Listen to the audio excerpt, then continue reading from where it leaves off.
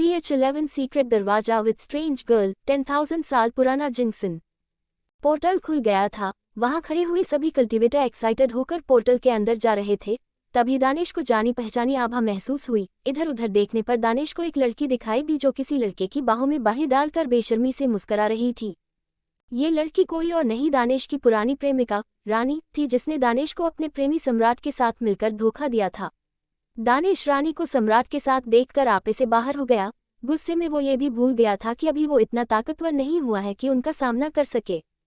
खुद रानी का लेबल 36 था और सम्राट का लेबल 49। वो जल्दी ही मास्टर बनने वाला है और दानिश का लेबल अभी 10 है। हालांकि उसके पास दानव लोमड़ी की शक्तियां हैं, पर वो उनका इस्तेमाल सही से नहीं कर पाता है। उन्हें इस्तेमाल करने के लिए उसे बहुत प्रैक्टिस और ताकत की जरूरत पड़ेगी। चट्टान को मुंह के मार मारकर उसकी मिट्टी बना देने के बाद दानिश थोड़ा थक गया। अब उसका गुस्सा भी शांत हो गया था। वह अपने आप से कुछ सोचते हुए बोला, रानी और सम्राट यहाँ है तो इसका मतलब है कि वो अपना लेवल अप करने के लिए आए होंगे। अगर उनका लेवल अप हो गया तो मेरे लिए कठिनाई और बढ़ने वाली है। मुझे बदले के लिए ज़्यादा इंतजार और उनसे बहुत ज़्यादा मेहनत करनी होगी, तब जाकर मैं अपना बदला ले पाऊंगा। उद्धरण चिन्ह। दानिश एक एल्केमिस्ट भी था। उसे सभी तरह की जड़ी बूटियों, अमूल्य खजानों का ज्ञान था। वह एक नज़र में देखकर उसके फायदे और नुकसान बता सकता था। उन दोनों को बाद में देख लूंगा, पहले मुझे ऐसा कुछ देखना होगा जिससे मेरा लेवल अप जल्दी हो सके। कोट। अचानक उसके मन में एक आवाज आई, ये तो रंगभूमि है, तुम यहाँ कैसे आए? उद्धरण चिन्ह। ये दानव लोमड़ी की आवाज थी जो कई दिनों से सो रही थी। दानिश, क्या तुम जानती हो रंगभूमि को? कोट। दानव लोमड़ी, हाँ, मैं यहाँ कई बार आ चुकी हूँ, पर अब बहुत साल बीत चुके हैं। अब ये पहले जैसी रंगभूमि नहीं रही होगी। इंसानों ने यहाँ के सभी अमूल्य खजाने लूट लिए होंगे, पर मैं तुम्हें एक जगह ले जा सकती हूँ जो तुम्हारे लेवल को बढ़ाने के काम आ सकती है, अगर इंसानों ने उसे छोड़ दिया होगा तो। उद्धरण चिन्ह। लोमड़ी की बात सुन दानिश को एक्साइटमेंट हुई। उसे यही तो चाहिए था। वह जल्दी से अपना लेवल अप करना चाहता था। वह बोला, तुम मुझे वहाँ ले चलो, आगे जो होगा देखा जाएगा। लोमड़ी, वो जगह बहुत खतरनाक है, सोच लो। लोमड़ी, वो जगह बहुत खतरनाक है, सोच लो। दानिश, मुझे फर्क नहीं पड़ता, वो जगह कैसी भी हो, कितनी भी खतरनाक हो, तुम बस मुझे वहां ले चलो। उद्धरण चिन्ह। लोमड़ी, ठीक है, जैसा तुम चाहो। दानिश लोमड़ी के बताए रास्ते पर चलने लगा। शाम का समय। दूसरी तरफ मानवी और शिवा उड़ते हुए एक झील के किनारे पहुंच गए थे। झील का पानी कांच की तरह चमक रहा था। झील के आसपास कई तरह की जड़ी बूटियां लगी हुई थी जिनसे रंग बिरंगी रोशनी निकल रही थी। मानवी, रुको रुको, वो देखो नीचे कितनी सारी जड़ी बूटियां हैं। हम इनमें से हमारे काम आने वाली जड़ी बूटियां ले सकते हैं। उद्धरण चिन्ह। शिवा को मानवी की बात सही लगी। वो दोनों नीचे झील के किनारे उतर आए। दोनों जड़ी बूटियां इकट्ठी करने लगे, साथ ही उन्हें अपनी स्पेस रिंग में डालते गए। अचानक मानवी एक चीख के साथ वहां से गायब हो गई। शिवा ने मुड़कर देखा तो वहां कोई नहीं था। शिवा, अब ये लड़की कहाँ चली गई? अभी अभी तो यही थी, कहाँ गायब हो गई ये? उद्धरण चिन्ह। शिवा उसे आसपास देखने लगा। जब मानवी नहीं दिखाई दी तो उसने मानवी के लिए आवाज लगाई, शिवा, अब ये लड़की कहाँ चली गई? अभी अभी तो यही थी, कहाँ गायब हो गई ये? कोट। शिवा उसे आसपास देखने लगा। जब मानवी नहीं दिखाई दी तो उसने मानवी के लिए आवाज लगाई। मानवी की हल्की हल्की आवाज आई, मैं यहाँ हूँ, मैं यहाँ हूँ नीचे। शिवा को मानवी की हल्की हल्की आवाज आई, कहाँ नीचे? मुझे दिखाई नहीं दे रही। कोट। मानवी, अरे इधर गड्ढे में देखो, नीचे हूँ गड्ढे में। शिवा ने इधर उधर देखा तो उसे एक गड्ढा दिखाई दिया। नीचे मानवी हल्की हल्की दिखाई दे खड़ी हुई थी। नीचे बिल्कुल अंधेरा था। शिवा, तुम्हें दिखाई नहीं देता क्या? वहां कैसे पहुंच गई? मानवी, क्या करूं, मेरा ध्यान जड़ी बूटियों पर था, नहीं दिखाई दिया। उद्धरण चिन्ह। एक्साइटमेंट में इकट्ठे कर रही जड़ी बूटी के चक्कर में मानवी ने पास ही बने गड्ढे पर ध्यान नहीं दिया और नीचे जमीन में चली गई। मानवी की नज़र एक छोटी सी चमकदार जड़ी बूटी पर गई। उसे देख मानवी की आंखें भी चमक गई। उसके चेहरे पर मुस्कान आ गई। मानवी एक्साइटेड होकर उसके पास गई। वह उस पौधे पर अपने हाथ घुमाते हुए बोली, वाओ, मुझे विश्वास नहीं हो रहा, 10,000 साल पुराना जिंक्सन। शिवा, शिवा, शिवा को आवाज लगाते हुए, इधर आओ, देखो मुझे क्या मिला है। कोट। शिवा ने पहले तो अपनी आंखें चिढ़ाई, फिर ना चाहते हुए भी शिवा मानवी के पास गड्ढे में चला गया। जिंक्स को देख शिवा के चेहरे पर भी मुस्कान आ गई। शिवा ने एक मंत्र बोला और आखिर में कहा, उद्धरण चिन्ह, आग का शोला। उसके बोलते ही उसके हाथ से हल्का ऊपर एक आग का गोला प्रकट हो गया, जिससे नीचे गुफा में उजाला हो गया। उजाला होते ही जो उन्होंने देखा उसे देख दोनों की आंखें फटी की फटी रह गई। दूसरी तरफ दानिश लोमड़ी के बताए रास्ते पर चलते हुए एक बड़े से दरवाजे के पास जा पहुंचा। उसने देखा कि उस बड़े दरवाजे के पास एक लड़की खड़ी हुई थी, जिसने काले कपड़े पहने हुए थे, मुंह पर मास्क लगाया हुआ था। उसने अपनी आभा दबाई हुई थी, मतलब आभा दबाने से उसे कोई जानकार भी नहीं पहचान सकता था, न ही उसके लेबल का अनुमान लगाया जा सकता था। दानिश दरवाजे से थोड़ी दूर एक चट्टान के पीछे खड़ा हुआ था। दानिश, क्या ये वही जगह है जिसके बारे में तुम मुझे बता रही थी? उद्धरण चिन्ह। दानव लोमड़ी, हाँ ये वही जगह है। दानिश, लेकिन ये लड़की कौन है? यहाँ क्या कर रही है ये? कहीं इसे इस जगह के राज के बारे में तो पता नहीं चल गया? दानव लोमड़ी, ये लड़की मेरे दूर के रिश्तेदार की मौसी की लड़की है।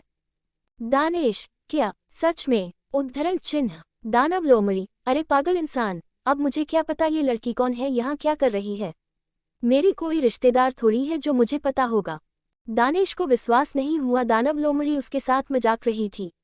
दानिश खुद की नादानी पर हंसने लगा। दानिश उस लड़की को दूर से ही खड़ा होकर देखने लगा कि वो लड़की यहाँ क्या कर रही है, क्या करने आई है। लड़की दरवाजे के आसपास चक्कर लगा रही थी। उसने उस दरवाजे को खोलने के लिए अपनी सारी शक्तियों का इस्तेमाल कर लिया, पर वो उस दरवाजे को खोल नहीं पाई। लड़की, आखिर कैसे खुलेगा ये दरवाजा? मैंने अपनी सारी शक्तियां ट्राई करके देख ली, पर ये इतना बेशर्म है कि खुलने का नाम ही नहीं ले रहा।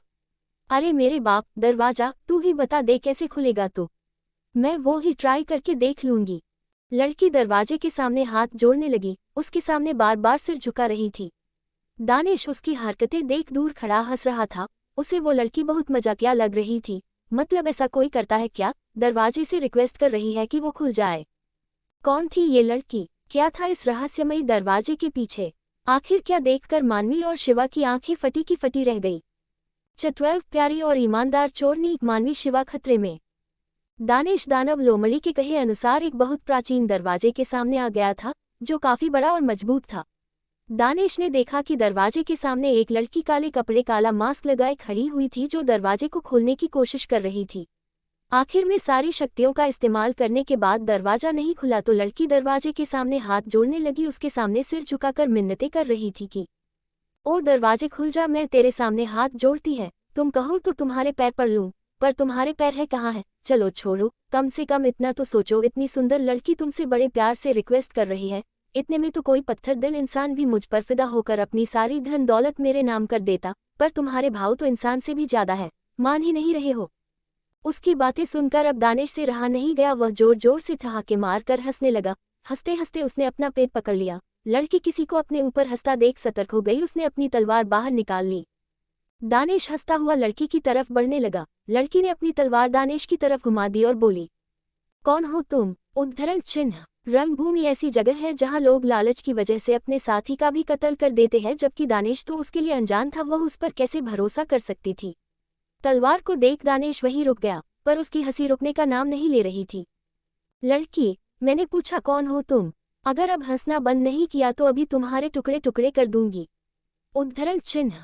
दानिश ने उसकी तरफ रुकने का इशारा किया, फिर अपनी हंसी पर कंट्रोल करते हुए बोला, मैं तुम्हारा कोई दुश्मन नहीं हूँ, मैं तो बस यहाँ से गुजर रहा था, तुम्हारी बातें सुनकर मुझे हंसी आ गई। हद होती है यार, भला ऐसा कौन करता है? तुम अभी दरवाजे से खुलने की रिक्वेस्ट कर रही थी, दरवाजे से रिक्वेस्ट। दानिश की फिर से हंसी छूट गई। लड़की को अब अपनी बातों पर शर्माने लगी, पर उसे दानिश का अपने ऊपर पागलों की तरह हंसना बिल्कुल अच्छा नहीं लग रहा था। लड़की, तुम्हें इस बात से कोई मतलब नहीं होना चाहिए, तुम जहाँ जा रहे थे वहाँ जाओ, यहाँ तुम्हारी कोई जरूरत नहीं है। दानिश थोड़ी दूर पड़ी एक चट्टान पर हंसते हुए बैठा गया और बोला, नहीं नहीं, मुझे देखना है कि तुम ये दरवाजा कैसे खोलने वाली हो। मुझे बड़ा मजा आ रहा है, तुम अपना काम चालू रखो, मैं तुम्हें डिस्टर्ब नहीं करूंगा। उद्धरण चिन्ह। दानिश वहां से नहीं जा सकता था। लोमड़ी के बताए अनुसार उस दरवाजे के पीछे कुछ ऐसा था जो दानिश के लिए बहुत जरूरी था, तो दानिश का वहां से जाने का सवाल ही पैदा नहीं होता। लड़की सोचने लगी, मैंने अपनी आधी से ज्यादा ताकत दरवाजे को खोलने में बर्बाद कर दी, अगर बाकी बची हुई ताकत इसके साथ लड़ने में बर्बाद हो गई तो आगे आने वाले खतरे का सामना नहीं कर पाऊंगी। मुझे दिमाग से काम लेना होगा, क्यों ना मैं इस लड़के को अपने साथ मिला लूं। वैसे चेहरा भले ही ना दिख रहा हो, पर लड़का हैंडसम है, धोखा नहीं देगा शायद। उद्धरण चिन्ह। दानिश ने अपना चेहरा पहले से ही ढका हुआ था, लेकिन इंसान की सुंदरता उसके शरीर की बनावट से ही पता चल जाती है। लड़की ने अपनी तलवार म्यान में रखी और छोटे बच्चों की तरह आलती पालती मारकर बैठ गई और बोली, ठीक है, तुम नहीं जा रहे तो मैं भी दरवाजा नहीं खोल रही। मैं भी यहीं बैठी हूँ, मुझे कोई जल्दी नहीं है दरवाजा खोलने की। अब तो मैं तुम्हारे जाने के बाद ही दरवाजा खोलूंगी। उद्धरण चिन्ह। दानिश, अरे अब ये क्या बात हुई? उद्धरण चिन्ह। लड़की, अब यही बात है, मैं नहीं खोलने वाली अब दरवाजा। दानिश, मुझे पागल समझा है क्या? सीधे सीधे क्यों नहीं बोलती कि तुम्हारे बस का नहीं है ये दरवाजा खोलना? मैं तुम्हें काफी देर से देख रहा हूँ, तुमने अपनी सारी कोशिश कर ली पर तुमसे दरवाजा नहीं खुला। आखिर में तुम दरवाजे के सामने लेट गई, उससे खुलने की भीख मांगने लगे। लड़की को लगा जैसे उसकी कोई चोरी पकड़ी गई हो, उसे शर्मिंदगी सी महसूस हुई। लड़की, जब तुम्हें सब पता है तो मुझे उल्लू क्यों बना रहे हो? चलो एक काम करो, तुम खोलने की कोशिश करो, मैं भी तो देखूं तुम कितने दमदार हो। दानिश, सही है, दरवाजा मैं खोलूं और फायदा तुम उठाकर ले जाना, चाहे तो मुझे मार भी देना, है ना? लड़की, तौबा तौबा, मैं इतनी खराब भी नहीं हूँ। हाँ, माना कि मैं चोर हूँ पर ईमानदार चोर हूँ, मैंने आज तक किसी को धोखा नहीं दिया और ना ही किसी को मारा है। दानिश, ओ, तुम चोर हो? अब तो मुझे तुम पर बिल्कुल भी भरोसा नहीं है, अब मैं इस दरवाजे को बिल्कुल भी नहीं खोलने वाला। लड़की दानिश की तरफ ऐसे ही बैठी हुई खिसकी, उसके पास पैरों में आकर अपना एक हाथ उठाया और 3 उंगली खोलकर बोली, मैं भगवान की शपथ खाकर बोलती हूँ, मैं बहुत प्यारी और ईमानदार चोरनी हूँ, मैंने कभी किसी को धोखा नहीं दिया, तुम मुझ पर विश्वास कर सकते हो। उद्धरण चिन्ह। दानिश लड़की की बात सुन चौंक गया, उसे विश्वास नहीं हो रहा था कि कोई चोर अपनी ईमानदारी की कसम खा रही है।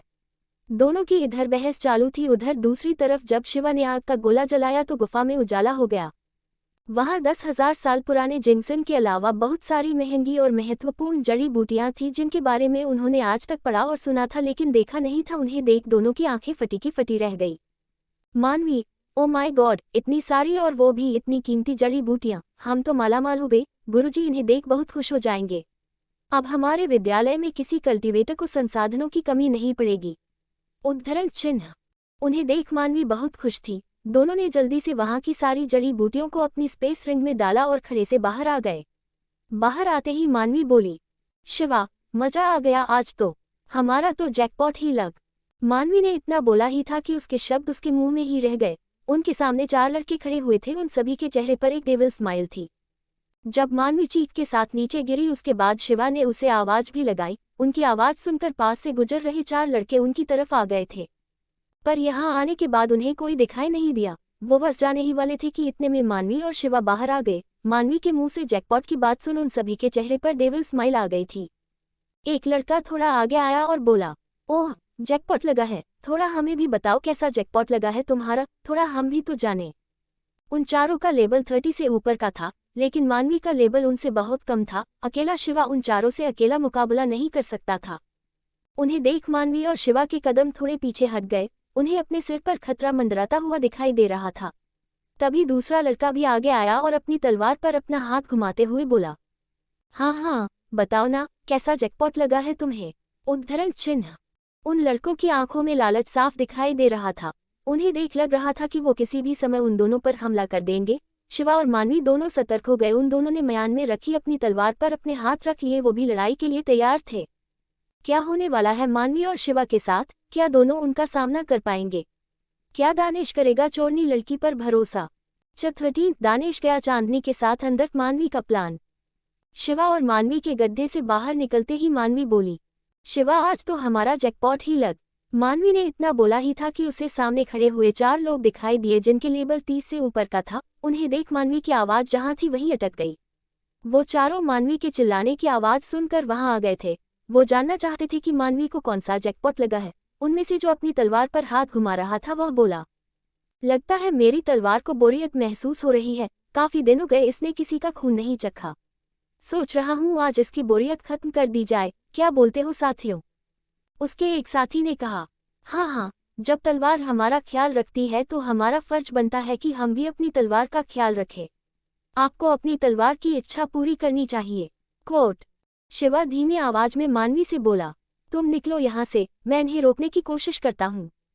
मानवी, नहीं, मैं यहाँ से नहीं जा सकती, मैं तुम्हें अकेला छोड़कर कैसे जा सकती हूँ? शिवा, मैंने कहा ना, निकलो यहाँ से, अगर हम दोनों यहाँ रहे तो दोनों ही मारे जाएंगे, जाओ अब यहाँ से। शिवा का कहना सही था, अगर मानवी भी यहाँ रहेगी तो उसके लिए बोझ के सिवा कुछ नहीं रहेगी, वह अपना पूरा ध्यान लड़ाई पर नहीं लगा पाएगा। अगर मानवी यहाँ से चली जाती है तो उसे मानवी की चिंता नहीं रहेगी।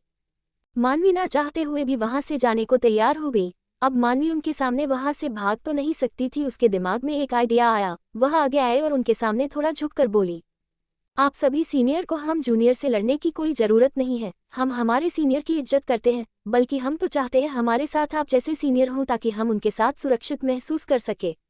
अब हमारा जो भी जैकपॉट लगा है, मैं आपको वो देने को तैयार हूँ। यही नहीं, हमें जो कुछ मिलेगा उसका 50% आपको दे देंगे, पर एक दिक्कत है।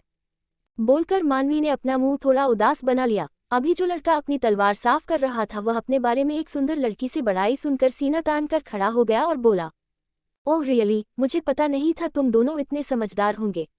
बताओ क्या दिक्कत है तुम्हारी? उद्धरण चिन्ह। मानवी ने अपनी स्पेस रिंग से जिंक्सन का फल निकाला और बोली, आप चार हो और मेरे पास बस एक ही 10,000 साल पुराना जिक्सन का फल है, तो आप चारों ये डिसाइड कर लो कि इसे कौन लेगा। उद्धरण चिन्ह। जिक्सन के फल की चमक को देख चारों की आंखें चमक गई। वो चारों उस फल को पाना चाहते थे। इस फल से वो आसानी से अपना लेवल कई स्तर बढ़ा सकते थे।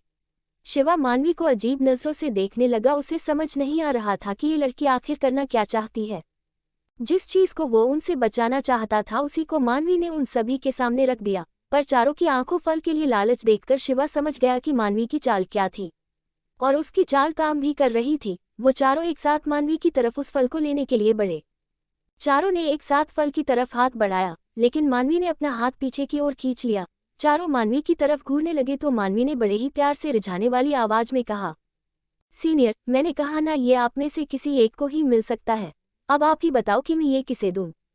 चारों भले ही साथी थे पर ताकत पाने का लालसा ने उन्हें अंधा बना दिया था। चारों एक साथ बोले, मुझे दो, मुझे दो। वो चारों आपस में बहस करने लगे। मानवी खड़े खड़े मुस्कुरा रही थी। उसे पता था ऐसा ही कुछ होने वाला था। दूसरी तरफ ईमानदार शरीफ चोरनी दानिश के पैरों बैठी हुई थी। दानिश सोच में पड़ गया कि अब क्या किया जाए। वह इस चोर पर भरोसा करे या नहीं। दानिश ने एक बार किसी पर भरोसा किया था, उसके लिए उसे बहुत भारी कीमत चुकानी पड़ी। कुछ सोचने के बाद दानिश ने कहा, ठीक है, मैं तुम पर भरोसा करने को तैयार हूँ, लेकिन अगर तुमने चालाकी दिखाने की कोशिश की तो मैं तुम्हें मारने से कतराऊंगा नहीं। चोरनी खुश होकर खड़ी हुई और दानिश के सामने झुककर बोली। चोरनी खुश होकर खड़ी हुई और दानिश के सामने झुककर बोली, आज से मेरी वफादारी आपके साथ है। आप मुझ पर भरोसा कर सकते हो, मैं आपको कभी धोखा नहीं दूंगी। उद्धरण चिन्ह। मेरा नाम चांदनी है और आपका नाम? उद्धरण चिन्ह। दानिश, तुम मुझे वीर बुला सकती हो। दानिश ने जानबूझकर अपना नाम गलत बताया। वह नहीं चाहता था कि उसका नाम अभी से उसके दुश्मनों तक पहुंच जाए। चांदनी, ठीक है वीर जी, अब हम दोस्त बन गए हैं तो दोनों मिलकर इस दरवाजे को खोलने का कोई उपाय सोचें। दानिश मुस्कुराने लगा। दानिश ने अपने ही मन में दानव लोमड़ी से कहा, अब तुम मुझे इस दरवाजे के अंदर जाने का रास्ता बताओ। दानव लोमड़ी, इस दरवाजे को कोई भी अपनी शक्ति से नहीं खोल सकता। इसे खोलने के लिए एक गुप्त मंत्र का इस्तेमाल किया जाता है। पहले तुम दरवाजे के पास जाओ और उस पर अपना हाथ रखो, फिर को मंत्र मैं बोलूं वही मंत्र तुम्हें बोलना है, दरवाजा खुल जाएगा। दानिश दरवाजे के पास गया और उस पर अपना हाथ रख दिया। फिर उसने अपनी आंखें बंद कर ली और दानव लोमड़ी के साथ साथ मंत्र को मन ही मन दोहराने लगा। चांदनी भी उसके साथ साथ दरवाजे पर आ गई। दानिश की बंद आंखों को देख वह मन में ही खुद से बोली, ये कर क्या रहा है? आंखें बंद करके एक्टिंग तो ऐसे कर रहा है जैसे इसके हाथ लगाने से ही दरवाजा खुल जाएगा। मैंने इसे खोलने के लिए अपनी आधी से ज्यादा ताकत बर्बाद कर दी तब नहीं खुला, इनके सिर्फ हाथ लगाने से खुलेगा क्या? उद्धरण चिन्ह। चांदनी सोच ही रही थी कि जहां दानिश ने हाथ रखा था वहां से दरवाजा चमकने लगा। धीरे धीरे उसकी चमक पूरे दरवाजे पर फैल गई और एक अजीब ही पैटर्न बनाने लगी। चमक को देख चांदनी के पैर अपने अपने पीछे हो गए। उसे विश्वास ही नहीं हो रहा था कि जिस काम को वह पिछले 5 घंटे से कर रही थी उस काम को दानिश ने पल भर में कर दिया।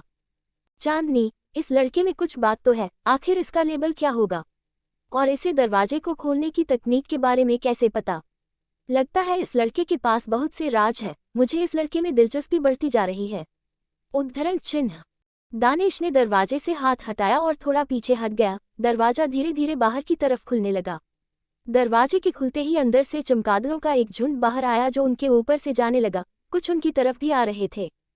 अपने सामने आ रहे चमगादड़ों को लड़की ने अपनी तलवार से काट डाला तो दानिश ने उनसे बचने के लिए अपना एक हाथ आगे बढ़ाया। उसके सामने एक गोल्डन रंग का प्रोटेक्शन शील्ड बन गया जिससे टकराकर चमगादड़ वहीं गिरकर मर गए। शील्ड को देख चांदनी फिर से चौंक गई। गोल्डन शील्ड, इस शील्ड को मास्टर लेवल के योद्धा ही उपयोग कर सकते हैं। क्या ये मास्टर लेवल का योद्धा है? पर देखने से इसका लेवल मास्टर जैसा नहीं लग रहा। आखिर ये लड़का है कौन? कोट।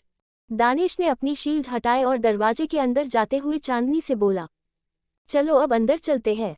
चांदनी उसके पीछे पीछे अंदर घुस गई। उनके अंदर जाते ही दरवाजा भी बंद हो गया। दूसरी तरफ वो चारों लोग जिनसन के फल के लिए अभी भी बहस कर रहे थे, तो मौका पाकर मानवी ने अपनी स्पेस रिंग से एक लोहे जैसी एक गेंद निकाली। मानवी ने उसमें अपनी स्पिरिचुअल एनर्जी डाली जिससे वो चमकने लगी। मानवी ने उसे उन चारों के ऊपर हवा में उछाल दिया। अपने ऊपर चमकीली चीज देख चारों सतर्क हो गए। चारों ने अपनी अपनी तलवार निकाल ली और मानवी की तरफ गुस्से से देखने लगे। क्या होगा दरवाजे के अंदर दानिश और चांदनी के साथ?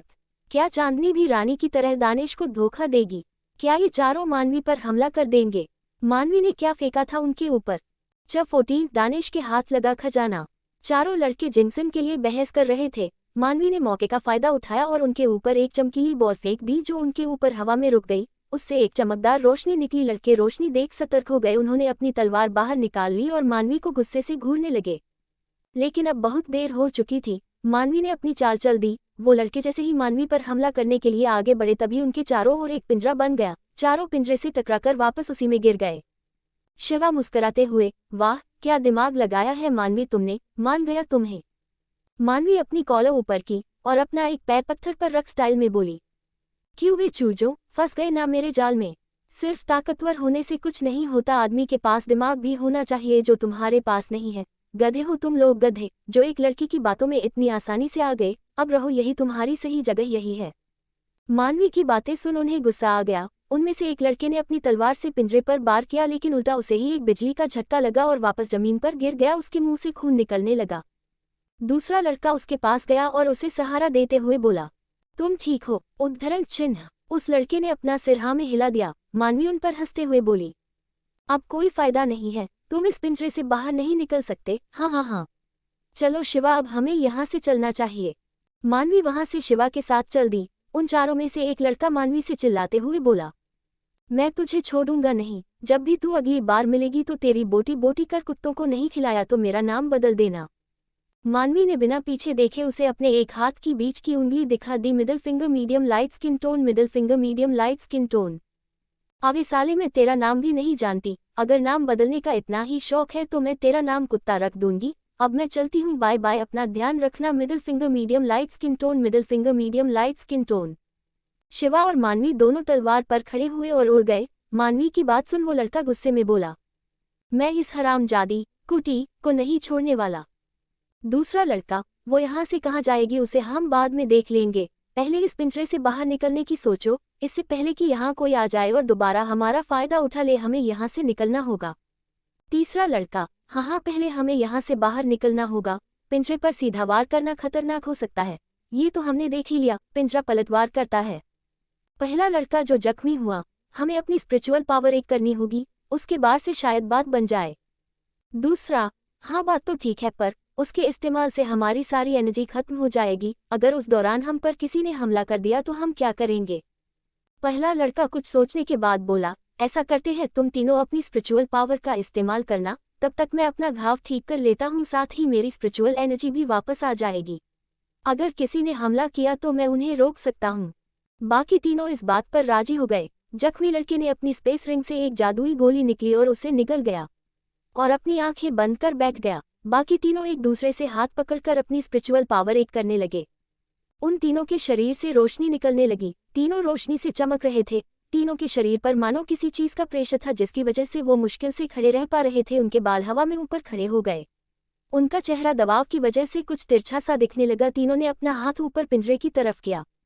उन तीनों के शरीर से रोशनी निकलने लगी। तीनों रोशनी से चमक रहे थे। तीनों के शरीर पर मानो किसी चीज का प्रेशर था जिसकी वजह से वो मुश्किल से खड़े रह पा रहे थे। उनके बाल हवा में ऊपर खड़े हो गए। उनका चेहरा दबाव की वजह से कुछ तिरछा सा दिखने लगा। तीनों ने अपना हाथ ऊपर पिंजरे की तरफ किया। तीनों के हाथ से रोशनी पिंजरे पर पड़ने लगी। तीनों तेज आवाज के साथ पिंजरे पर अपनी स्पिरिचुअल पावर से दबाव बना रहे थे कि अचानक एक विस्फोट हुआ। तीनों घायल होकर नीचे गिर गए। उनके मुंह से खून निकल रहा था। उनकी हालत बहुत खराब हो गई थी, पर अच्छी बात यह थी कि पिंजरा गायब हो गया था। अपने घाव ठीक कर रहा लड़का खड़ा हुआ। उसके घाव पूरी तरह ठीक हो गए थे। उसने बारी बारी से तीनों को आराम से बैठाया और उन्हें एक एक गोली दी जिससे वो अपनी ताकत वापस पा सके और खुद उनकी निगरानी करने लगा। दूसरी तरफ दानेश चांदनी के साथ दरवाजे के अंदर चला गया। अंदर का नज़ारा बाहर के नज़ारे से बिल्कुल ही अलग था। जहां बाहर रात थी तो अंदर सूरज की तेज चिलचिलाती धूप पड़ रही थी। दूर दूर तक रेत ही रेत थी, वहां रेत के अलावा कुछ दिखाई नहीं दे रहा था। चांदनी ने रेत को अपने हाथ में लिया और उसे धीरे धीरे नीचे गिराते हुए बोली, वाह, हम तो मालामाल हो गए, हमें रेत का खजाना मिला है। क्या बकवास है, मैं तब से इस रेत के लिए मेहनत कर रही थी। क्या एक्सप्रेशनलेस। चलो वीर दानेश, वापस चलते हैं, यहाँ तो रेत के अलावा कुछ है ही नहीं।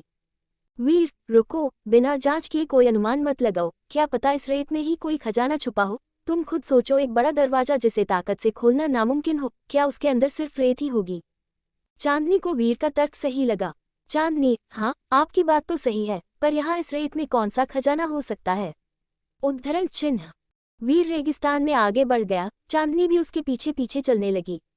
चलते हुए वीर यानी दानेश ने दानव लोमड़ी से मन ही मन पूछा, अब मुझे बताओगी आखिर मुझे जाना कहाँ है और मुझे किसे ढूंढना है जो मेरे काम की बता रही थी आप। उद्धरण चिन्ह।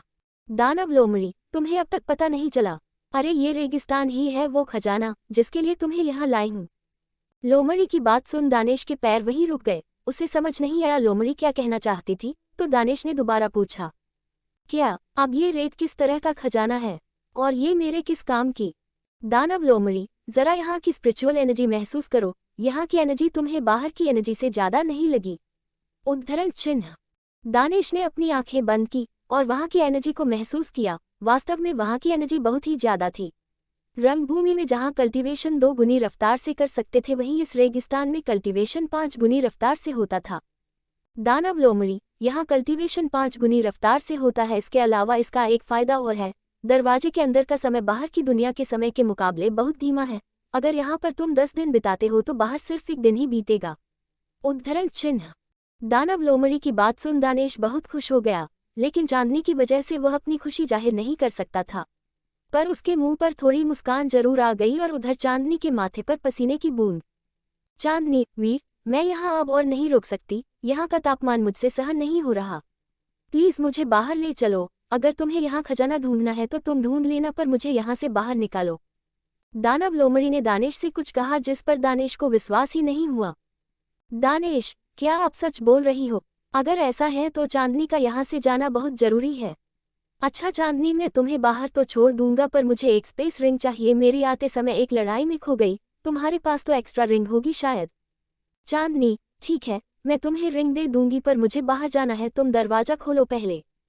दोनों वापस दरवाजे पर गए। दानेश ने दरवाजा खोल दिया। चांदनी उसे एक स्पेस रिंग देकर बाहर चली गई। उसके बाहर जाते ही दरवाजा फिर से बंद हो गया। दानेश अंदर ही था। चांदनी ने बाहर जाते ही राहत की सांस ली। बाहर चांद की रोशनी में ठंडी ठंडी हवा चल रही थी। चांदनी, अब मुझे यहाँ वीर का इंतजार करना चाहिए या फिर यहाँ से चले जाना चाहिए। वैसे तो अंदर क्या ही खजाना होगा, और अगर अंदर खजाना हुआ तो मेरी कुछ समझ में नहीं आ रहा, मुझे क्या करना चाहिए। उद्धरण चिन्ह। अंदर दानेश चांदनी के बाहर जाते ही खुशी से उछल पड़ा। वाह, मुझे तो सच में खजाना मिल गया, मैं बहुत खुश हूँ। इसकी मदद से मैं अपना लेवल बहुत ही जल्द बढ़ा लूंगा और अपना बदला आसानी से ले पाऊंगा। उद्धरण चिन्ह। आखिर क्या कहा था लोमड़ी ने दानेश से जो वह इतना खुश हो गया? क्या चांदनी दानेश का इंतजार करेगी? आप सभी लाइक कमेंट करने में कंजूसी क्यों कर रहे हो? कमेंट पढ़कर हमें लिखने का हौसला मिलेगा। प्लीज प्लीज कमेंट किया करो। आपके प्यार और सपोर्ट के लिए आपका धन्यवाद। CH-15 रणभूमि का खतरनाक माहौल, दानेश का चांदनी को बचाना। चांदनी के बाहर जाने के बाद दानेश खुशी से झूम उठा। क्या कहा अभी तुमने? क्या मैं इस दरवाजे को अपने साथ ले जा सकता हूँ? उद्धरण चिन्ह। दानव लोमड़ी, हाँ तुम दरवाजे को अपने साथ ले जा सकते हो, इसीलिए मैंने तुम्हें चांदनी से स्पेस रिंग लेने के लिए कहा था। इस दरवाजे को ले जाने के लिए तुम्हें बस एक मंत्र की जरूरत होगी और वह मंत्र मेरे पास है। मुझे लगा नहीं था कि यह मंत्र कभी मेरे काम भी आएगा। तुम्हारी किस्मत अच्छी है कि मैं तुम्हारे साथ हूँ। दानेश, आप सच में बहुत अच्छी हो। अगर तुम मेरे सामने होती तो मैं तुम्हें किस कर लेता। तुम सच में कमाल की हो। दानव लोमड़ी, अरे बस बस, मुझे इंसानों के साथ किस करने का कोई शौक नहीं है, ठीक है। अब मैं तुम्हें मंत्र बता देता हूँ और अब मुझे आराम करना है, तुम अपना कल्टीवेशन कर सकते हो। अभी काफ़ी टाइम है तुम्हारे पास, तो अपना लेवल बढ़ाओ जिससे कि मैं तुम्हें अपनी कुछ टेक्निक सिखा सकूं। कम लेवल पर तुम मेरी टेक्निक नहीं सीख सकते। दानव लोमड़ी की टेक्निक सीखने की बात से दानिश और भी ज्यादा खुश हो गया। अब उसके पास दो मकसद है लेवल बढ़ाने के, एक तो अपना बदला और दूसरा जय के बच्चों का ख्याल रखना। दानव लोमड़ी ने दानिश को मंत्र बता दिया। मंत्र को याद करने के बाद दानिश वहीं पर कल्टीवेशन करने के लिए बैठ गया। वह कल्टीवेशन में इतना खो गया कि उसे पता ही नहीं चला कि कब 50 दिन बीत गए। हालांकि बाहर अभी 5 दिन ही बीते थे। बाहर बैठे हुई चांदनी दानिश का इंतजार करते करते परेशान हो गई थी। चांदनी, अब मुझे यहाँ से चलना चाहिए। यह मौका 20 साल में सिर्फ एक बार आता है। अगर मैं वीर के इंतजार में बैठी रही तो शायद मुझे कुछ हाथ भी ना लगे। इसके चक्कर में मैंने 5 दिन बर्बाद कर दिए। उद्धरण चिन्ह सोचकर चांदनी वहां से चली गई। वो अपना और समय बर्बाद नहीं करना चाहती थी। दूसरी तरफ मानवी और शिवा अपने गुरु जी के दिए हुए मिशन को पूरा करने के लिए आगे बढ़ रहे थे। रास्ते में उन्हें बहुत से जंगली जानवरों का सामना करना पड़ा, जिससे उनके युद्ध कौशल में भी वृद्धि हुई।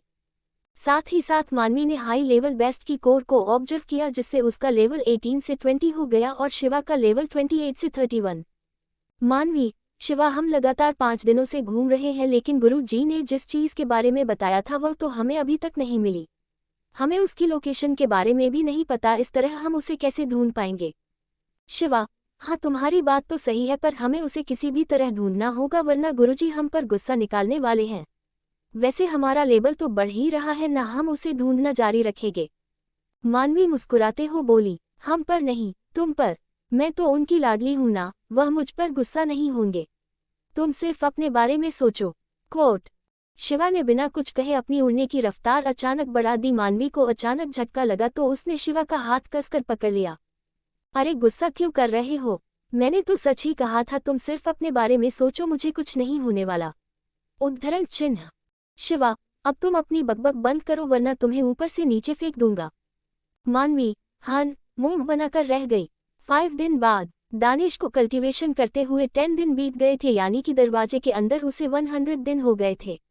उसका लेवल बढ़कर 10 से 15 हो गया था। हालांकि वह इस लेवल से खुश तो नहीं था, पर उसे विश्वास था कि वह जल्दी ही ऊंचा लेवल हासिल कर लेगा। वैसे भी उसका 15 लेवल बाकी योद्धाओं के मुकाबले अधिक था। उसका 15 लेवल मास्टर लेवल यानी 50 लेवल के बराबर था। जैसे जैसे उसका लेवल बढ़ेगा, दानव लोमड़ी की शक्तियों का इस्तेमाल भी बढ़ता जाएगा। वैसे भी उसका 15 लेवल बाकी योद्धाओं के मुकाबले अधिक था। उसका 15 लेवल मास्टर लेवल यानी 50 लेवल के बराबर था। जैसे जैसे उसका लेवल बढ़ेगा, दानव लोमड़ी की शक्तियों का इस्तेमाल भी बढ़ता जाएगा। दानिश, मुझे मेरे शरीर में बढ़ती हुई ताकत महसूस हो रही है। ऐसा लग रहा है जैसे मैं पहले से 2 गुना ताकतवर हो गया हूँ। लेकिन मैं इस ताकत का परीक्षण कैसे करूँ? परीक्षण के लिए मुझे अब बाहर जाना होगा। दानिश ने अपनी उंगली में स्पेस रिंग को एक नज़र देखा और दरवाजे के पास पहुंच गया। दानिश ने दरवाजे पर हाथ रखा और मंत्र बोला। दरवाजा बाहर की तरफ खुल गया। बाहर जाते हुए दानिश सोच रहा था कि उसे चांदनी के दर्शन ना हो जाए, वरना वह इस दरवाजे को स्पेस रंग में कैसे रखेगा। लेकिन चांदनी वहां से बहुत पहले जा चुकी थी। दानिश ने इधर उधर देख, उसे कोई दिखाई नहीं दिया। दानिश ने दोबारा अपना हाथ दरवाजे पर रखा और लोमड़ी का बताया हुआ मंत्र बोला। धीरे धीरे दरवाजा छोटा होता गया। आखिर में दरवाजा इतना छोटा हो गया कि दानिश के हाथ में आ गया। दानिश, अब से ये है मेरी छोटी रणभूमि। अब मुझे कल्टीवेशन के लिए स्थान ढूंढने की जरूरत नहीं होगी। कोट। दानिश ने दरवाजे को स्पेस रिंग में रख लिया और अंदर जंगल की तरफ बढ़ गया। रणभूमि का 12वां दिन था। पिछले 11 दिनों में रणभूमि में योद्धाओं की गिनती आधी रह गई। कुछ जंगली जानवरों का शिकार हो गए तो कुछ लालच का शिकार हो गए। कुछ को अपने ही साथियों ने मार दिया तो कुछ दुश्मन के हाथों मारे गए। रणभूमि जंग का मैदान बन गया था। वहां आतंक का माहौल छाया हुआ था। कोई भी भरोसा करने के लायक नहीं था। कब कौन कहां से हमला कर दे कोई नहीं सोच सकता। ऐसे माहौल में चांदनी भी छुप छुप कर रह रही थी। दिन में वह छुपने के लिए कोई जगह देखती और रात को खोज में निकल जाती। अब सूरज ढल चुका था, धीरे धीरे अंधेरा छा रहा था।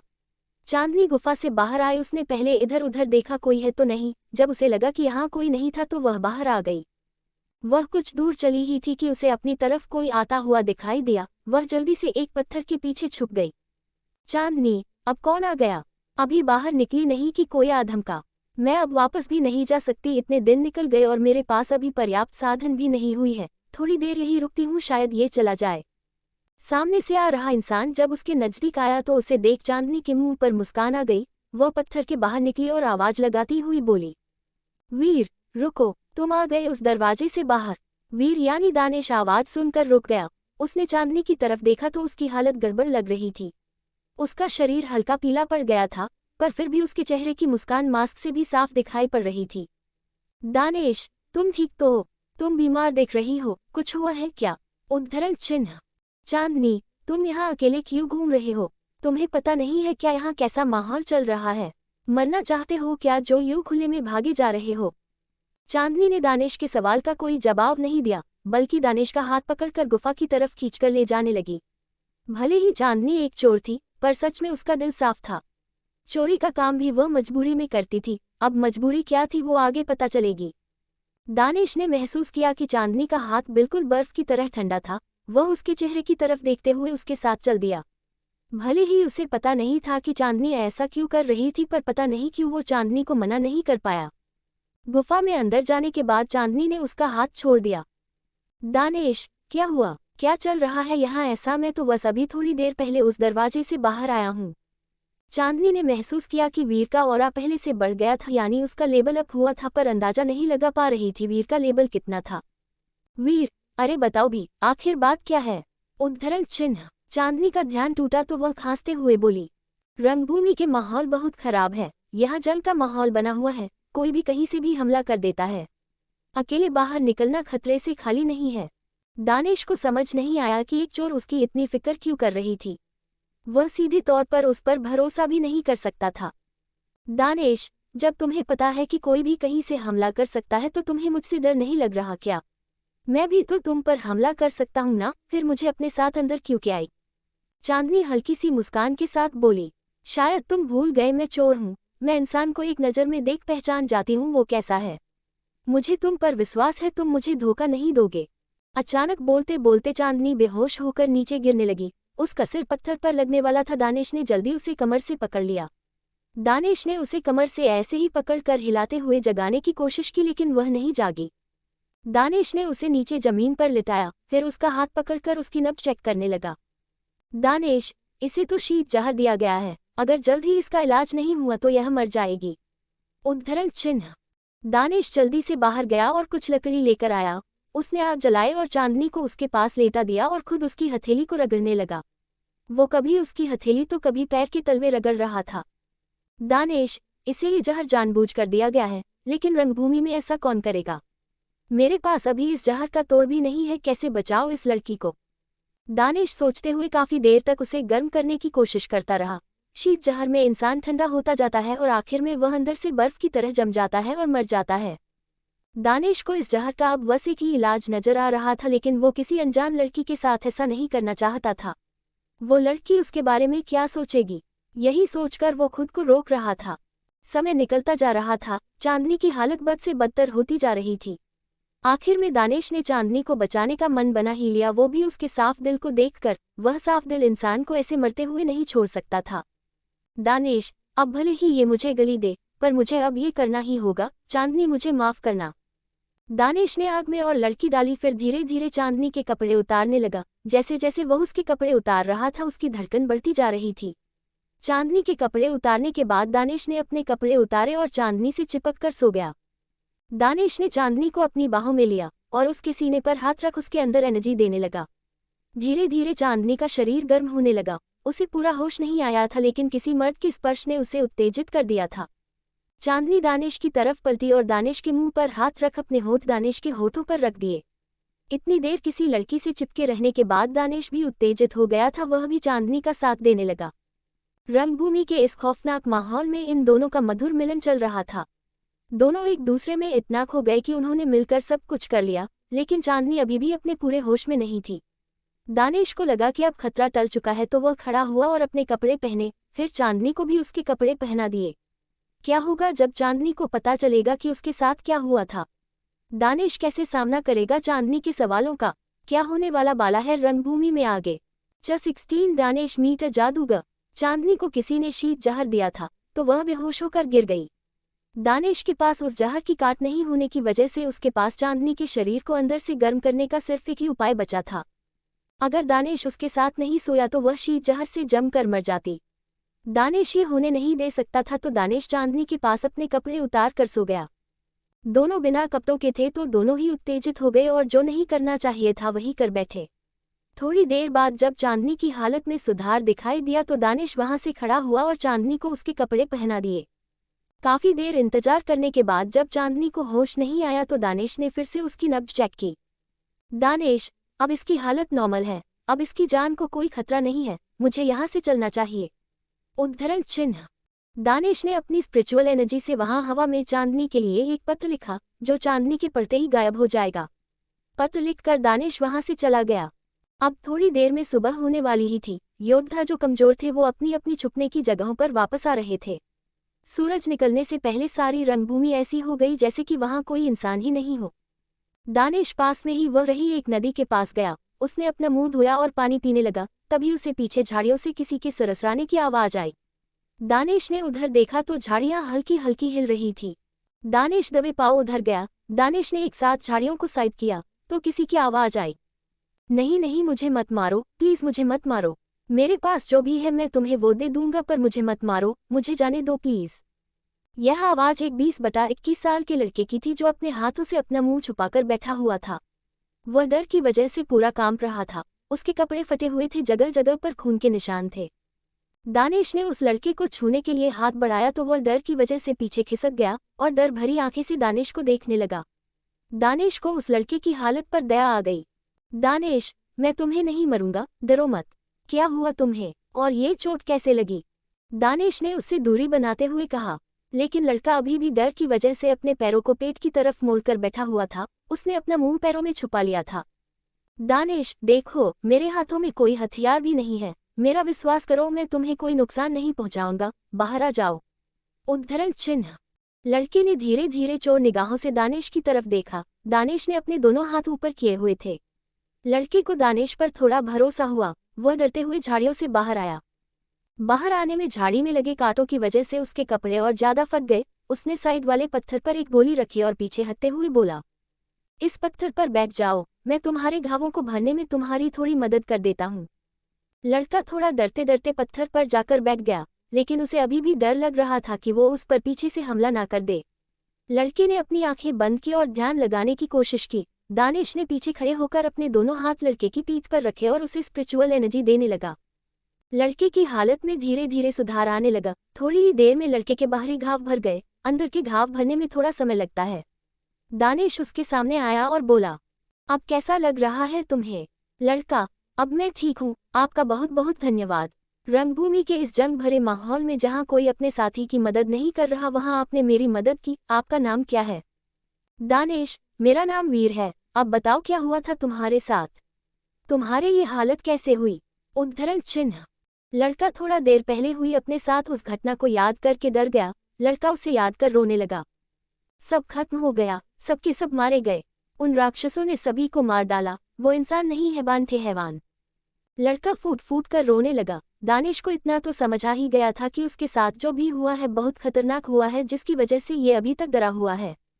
दानिश, आराम से बताओ, क्या खत्म हो गया? किसने किसे मार डाला? कौन हैवान? मुझे कुछ नहीं आया, साफ साफ बताओ। उद्धरण चिन्ह। लड़का रोते हुए, मेरा नाम अरुण है, मैं एक जादूगर हूँ। मैं यहाँ अपने कुछ साथियों के साथ आया था ये सोचकर कि मैं उनकी कुछ मदद कर पाऊंगा, लेकिन लड़का इतना ही बोल पाया कि वह फिर से रोने लगा। दूसरी तरफ चांदनी को धीरे धीरे होश आ गया था। उसे अपने शरीर में हल्का हल्का दर्द महसूस हो रहा था। उसे फ्लैशबैक की तरह कुछ धुंधला धुंधला याद आने लगा। उसका गुफा से बाहर जाना, वीर से मिलना, उसे अपने साथ गुफा में लेकर आना, उसका बेहोश होकर गिर जाना। लेकिन उसके आगे क्या हुआ वो उसे याद नहीं आया।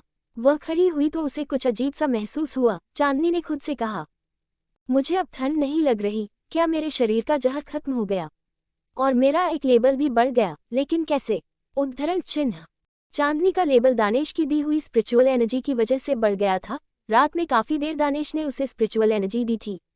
चांदनी का लेवल अप होने ही वाला था। वह अपने लेवल अप के आखिरी सतर पर थी, जो रात को दानिश की वजह से पूरा हो गया। चांदनी ने अपने कदम आगे बढ़ाए तो उसे दर्द महसूस हुआ, तो उसे समझ आने लगा कि रात में उसके साथ क्या हुआ होगा। चांदनी का चेहरा शर्म से लाल टमाटर हो गया।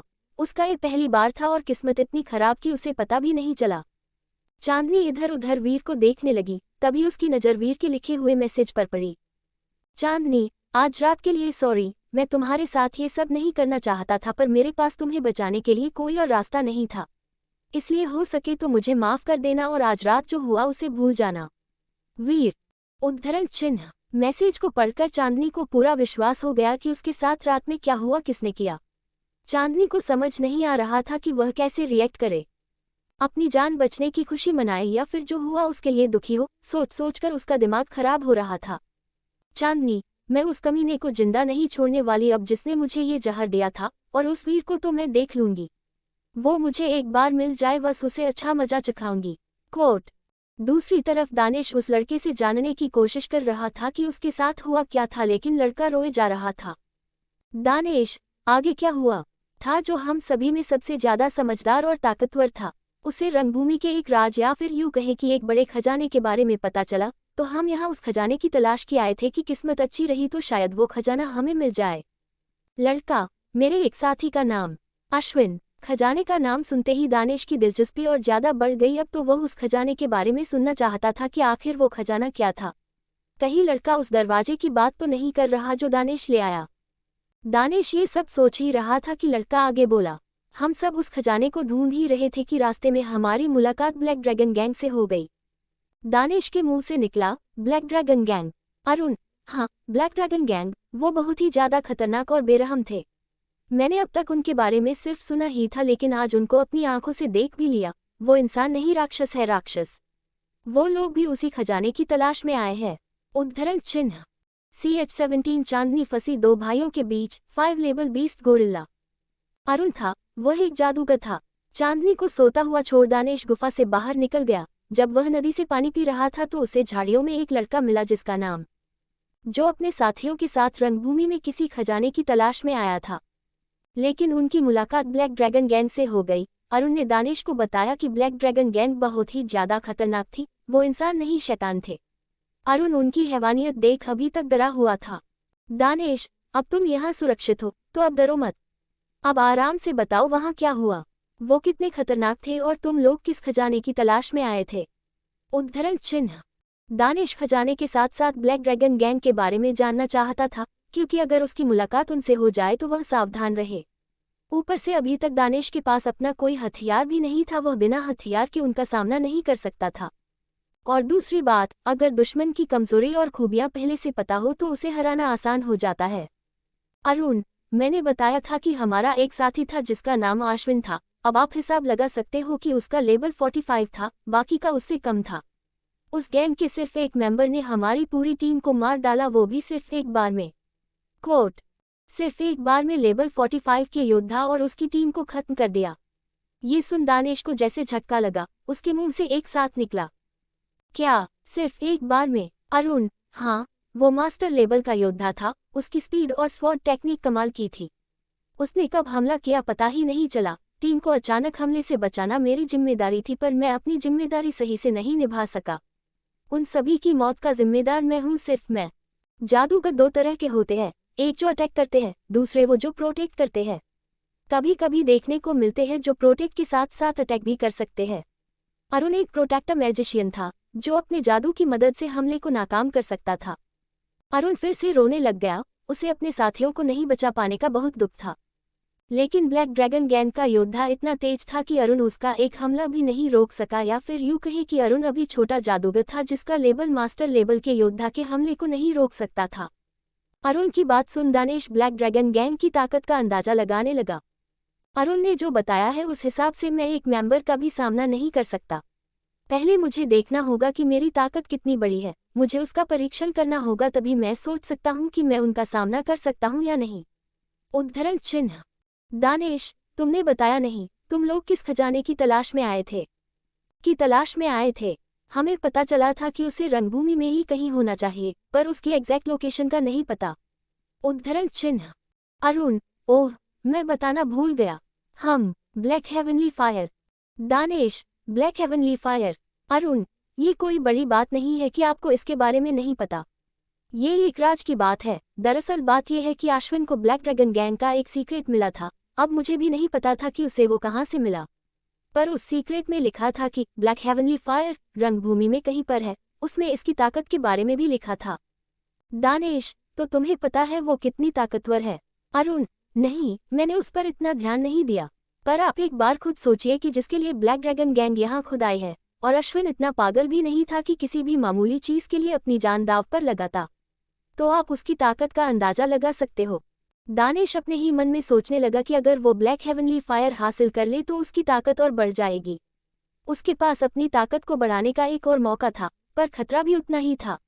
उस ताकत को पाने के लिए शायद दानिश को ब्लैक ड्रैगन गैंग का सामना करना पड़े, और वो कितनी खतरनाक है ये दानिश को पता ही चल गया। दानिश, चलो ठीक है, क्या तुम मुझे वहां ले जा सकते हो जहां तुम ब्लैक ड्रैगन गैंग से मिले थे? ब्लैक ड्रैगन गैंग के पास जाने की बात सुन अरुण डर गया। वह अपने घुटने हाथों के बीच देकर बैठा गया। अरुण, नहीं, मुझे नहीं जाना वहां। आप क्या मरना चाहते हो जो वहां जाने की बातें कर रहे हो? मेरी किस्मत अच्छी है कि मैं वहां से बचकर निकल आया, वरना आज मैं भी जिंदा नहीं होता। दानिश, अरे, हम सिर्फ छुपकर उनका पीछा करेंगे, हमें उनके पास नहीं जाना।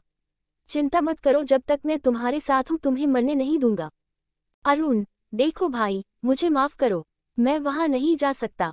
दानिश को ब्लैक ड्रैगन गैंग से ज्यादा उस खजाने में दिलचस्पी थी, वह उसे गंवाना नहीं चाहता था। दानिश ने कुछ सोचा और कहा, चलो ठीक है, हम उनके पास नहीं जाएंगे, पर यहाँ बैठे भी तो नहीं रह सकते ना। चलो कोई जगह देखते हैं छुपने के लिए, फिर हम रात के अंधेरे में बाहर निकलेंगे। ये बात अरुण को सही लगी, क्योंकि नदी के किनारे कोई भी आ सकता है। उन्हें छुपने के लिए कोई सुरक्षित जगह देखनी होगी। अरुण दानिश के साथ सुरक्षित जगह देखने के लिए निकल गया। दूसरी तरफ चांदनी, जिसकी रात बेकार हो गई। आज की रात वो बाहर नहीं जा सकी, उसके अलावा उसके साथ कुछ ऐसा हो गया जो उसने सोचा भी नहीं था। चांदनी को जहर देने वाले के साथ साथ जहर का इलाज करने वाले पर भी गुस्सा आ रहा था। चांदनी, उस वीर की वजह से मेरे पहले ही 5 दिन खराब हो गए और अब एक रात भी। उसे तो मैं नहीं छोड़ने वाली, पर उससे पहले मुझे उन्हें मजा चखाना होगा जिन्होंने मुझे ये जहर दिया है। आज मुझे दिन में बाहर जाना होगा। पता नहीं किस मनहूस घड़ी में उस वीर से मिली थी जो मेरे साथ कुछ भी अच्छा नहीं हो रहा। चांदनी वीर को गाली देते हुए छुपते छुपते गुफा से बाहर निकल गई। वह उसी तरफ जाने लगी जिस तरफ कुछ दिन पहले उसकी लड़ाई 2 लड़कों के साथ हुई थी। लड़के उसके साथ जबरदस्ती करना चाहते थे, इसलिए उन्होंने चांदनी को शीत जहर दिया था, लेकिन चांदनी वहां से बचकर भाग आई। जहर की वजह से वह उन दोनों के सामने नहीं टिक पाए और उसे भागना पड़ा, लेकिन अब चांदनी पहले से ठीक भी थी और उसे उन लड़कों की चाल के बारे में भी पता था, तो वह उनका सामना आसानी से कर सकती थी। वो दोनों जाते हुए चांदनी को बहुत योद्धाओं के मरे हुए शव मिले। चांदनी उनकी तलाशी लेते हुए जा रही थी कि शायद उनसे कुछ मिल जाए, लेकिन छोटी मोटी चीजों के अलावा उसे कुछ हाथ नहीं लगा। मारने वाले ने उन्हें पहले ही लूट लिया था। चांदनी शवों की जांच कर रही थी कि उसे किसी की आवाज सुनाई दी। क्या मेरी जान, अब इतने बुरे दिन आ गए जो तुम्हें मरे हुए लोगों से सामान चुराना पड़ रहा है? एक बार मुझे बोलकर देखती, मैं तुम्हारे लिए अपनी जान देने के लिए भी तैयार हूँ, एक बार बोलकर तो देखो। उसके बाद एक दूसरी आवाज और आई, नहीं नहीं, ये तुम्हें क्यों बोलने लगी? ये तो मुझे बोलेगी, तुमसे पहले ये मेरी है, मैं बड़ा हूँ तुमसे, समझे? चांदनी पहली आवाज को सुनते ही सतर्क हो गई। आवाज को सुनकर ही पता चल गया था कि ये किसकी आवाज थी। ये दोनों वही थे जिन्होंने चांदनी को शीत जहर दिया था। उनकी आवाज सुन चांदनी के चेहरे पर गुस्सा दिखाई देने लगा। पहला लड़का, ठीक है भाई, ये पहले तुम्हारी फिर मेरी, या फिर हम दोनों साथ मिलकर भी इसके मजे ले सकते हैं, सही है ना? आखिर हम भाई हैं। दोनों भाई ठहाके मारकर हंसने लगे। चांदनी ने गुस्से से उन्हें मुड़कर देखा और बोली, आज मैं तुम दोनों को पूरी मस्ती देने वाली हूं, पर मुझे डर है कि तुम दोनों मेरी मस्ती झेल पाओगे या नहीं। उद्धरण चिन्ह। चांदनी को सही सलामत देख दोनों चौंक गए। उन्हें चांदनी का चेहरा तो नहीं, लेकिन उसका शरीर, उसकी बनावट, उसकी आंखें, सब कुछ याद था। पहला लड़का, तुम ठीक हो? मरी नहीं अभी तक, लेकिन तुम जिंदा कैसे हो? क्या तुमने? पहला लड़का इतना ही बोल पाया कि दूसरा लड़का बोला, लगता है इसने हम दोनों भाइयों को छोड़ किसी और के साथ रात रंगीन कर ली, तभी ये अब तक जिंदा है। पर कोई बात नहीं, हम पहले नंबर पर नहीं आ सके तो क्या हुआ, दूसरे नंबर पर आ जाएंगे, आखिर तुम चीज भी तो कमाल हो। दूसरा लड़का, भैया, इसने हमारे साथ धोखा किया है, इसने हमें छोड़ किसी और के साथ कर लिया। अब मैं इसके साथ नरमी से पेश नहीं आने वाला, अब ये मेरा रौद्र रूप देखेगी। हाँ, अब ना हम इसके साथ सोएंगे ही नहीं, इसे तड़पा तड़पा कर भी मारेंगे, तभी मेरे दिल को सुकून मिलेगा। उद्धरण चिन्ह। चांदनी को उन दोनों की बातें सुन गुस्सा आ रहा था। दोनों भाई बकवास किए जा रहे थे। चांदनी ने अपनी तलवार बाहर निकली और स्वॉर्ड टेक्निक का इस्तेमाल कर बोल रहे लड़के पर हमला कर दिया। चांदनी की तलवार से तलवार की शेप में एक लाइट निकली जो उसकी तरफ बढ़ गई, लेकिन दूसरे लड़के ने फुर्ती दिखाई और अपने भाई के सामने आ गया। उसने अपनी तलवार निकाली और अपनी स्वॉर्ड टेक्निक से चांदनी के वार को निरस्त कर दिया। दूसरा लड़का जिस पर हमला हुआ वो अपने भाई के पीछे छुप गया और अपना मुंह बाहर निकलकर चांदनी को जीव दिखाकर चिढ़ाने लगा। क्या सोचा, मुझे इतनी आसानी से मार देगी? लेकिन तुम्हें नहीं पता मेरा भाई बहुत ताकतवर है, इसके होते हुए मुझे कोई मार तो क्या छू भी नहीं सकता। उद्धरण चिन्ह। दूसरी तरफ दानेश अरुण के साथ कोई सुरक्षित जगह की तलाश कर रहा था, लेकिन दानेश के दिमाग में कुछ और ही चल रहा था। उसका प्लान कहीं छुपने का नहीं था, वह चाहता था कि किसी भी तरह अरुण को मनाकर ब्लैक ड्रैगन गैंग के पास ले जाया जाए, जिससे वो उनका पीछा कर ब्लैक हेवनली फायर तक पहुंच सके। चलते हुए अचानक वहां की जमीन कांपने लगी। ऐसा लग रहा था जैसे कोई भूकंप आ गया हो। धीरे धीरे कंपन बढ़ता जा रहा था, उसी के साथ साथ अरुण की धड़कन भी बढ़ती जा रही थी। वह पहले से ही बहुत डरा हुआ था, ऊपर से रास्ते में पड़े हुए मरे लोगों को देख और अब हिलती हुई जमीन से उसे बहुत ही डर लग रहा था। उसने दानेश का हाथ कसकर पकड़ लिया। अरुण, वीर, क्या हो रहा है ये? चलो यहाँ से जल्दी, लगता है कोई हाई लेवल बीस्ट हमारी तरफ ही आ रहा है जो बहुत बहुत बड़ा है, जिसकी वजह से जमीन कांप रही है। हमें यहाँ से चलना चाहिए, चलो वीर जल्दी करो। उद्धरण चिन्ह। अरुण वीर यानी दानेश को कहीं ले जा पाता उससे पहले सामने के पेड़ों को अपने हाथों से उखाड़ता हुआ एक गोरिल्ला उनके सामने आकर खड़ा हो गया। गोरिल्ले का साइज बहुत ही बड़ा था।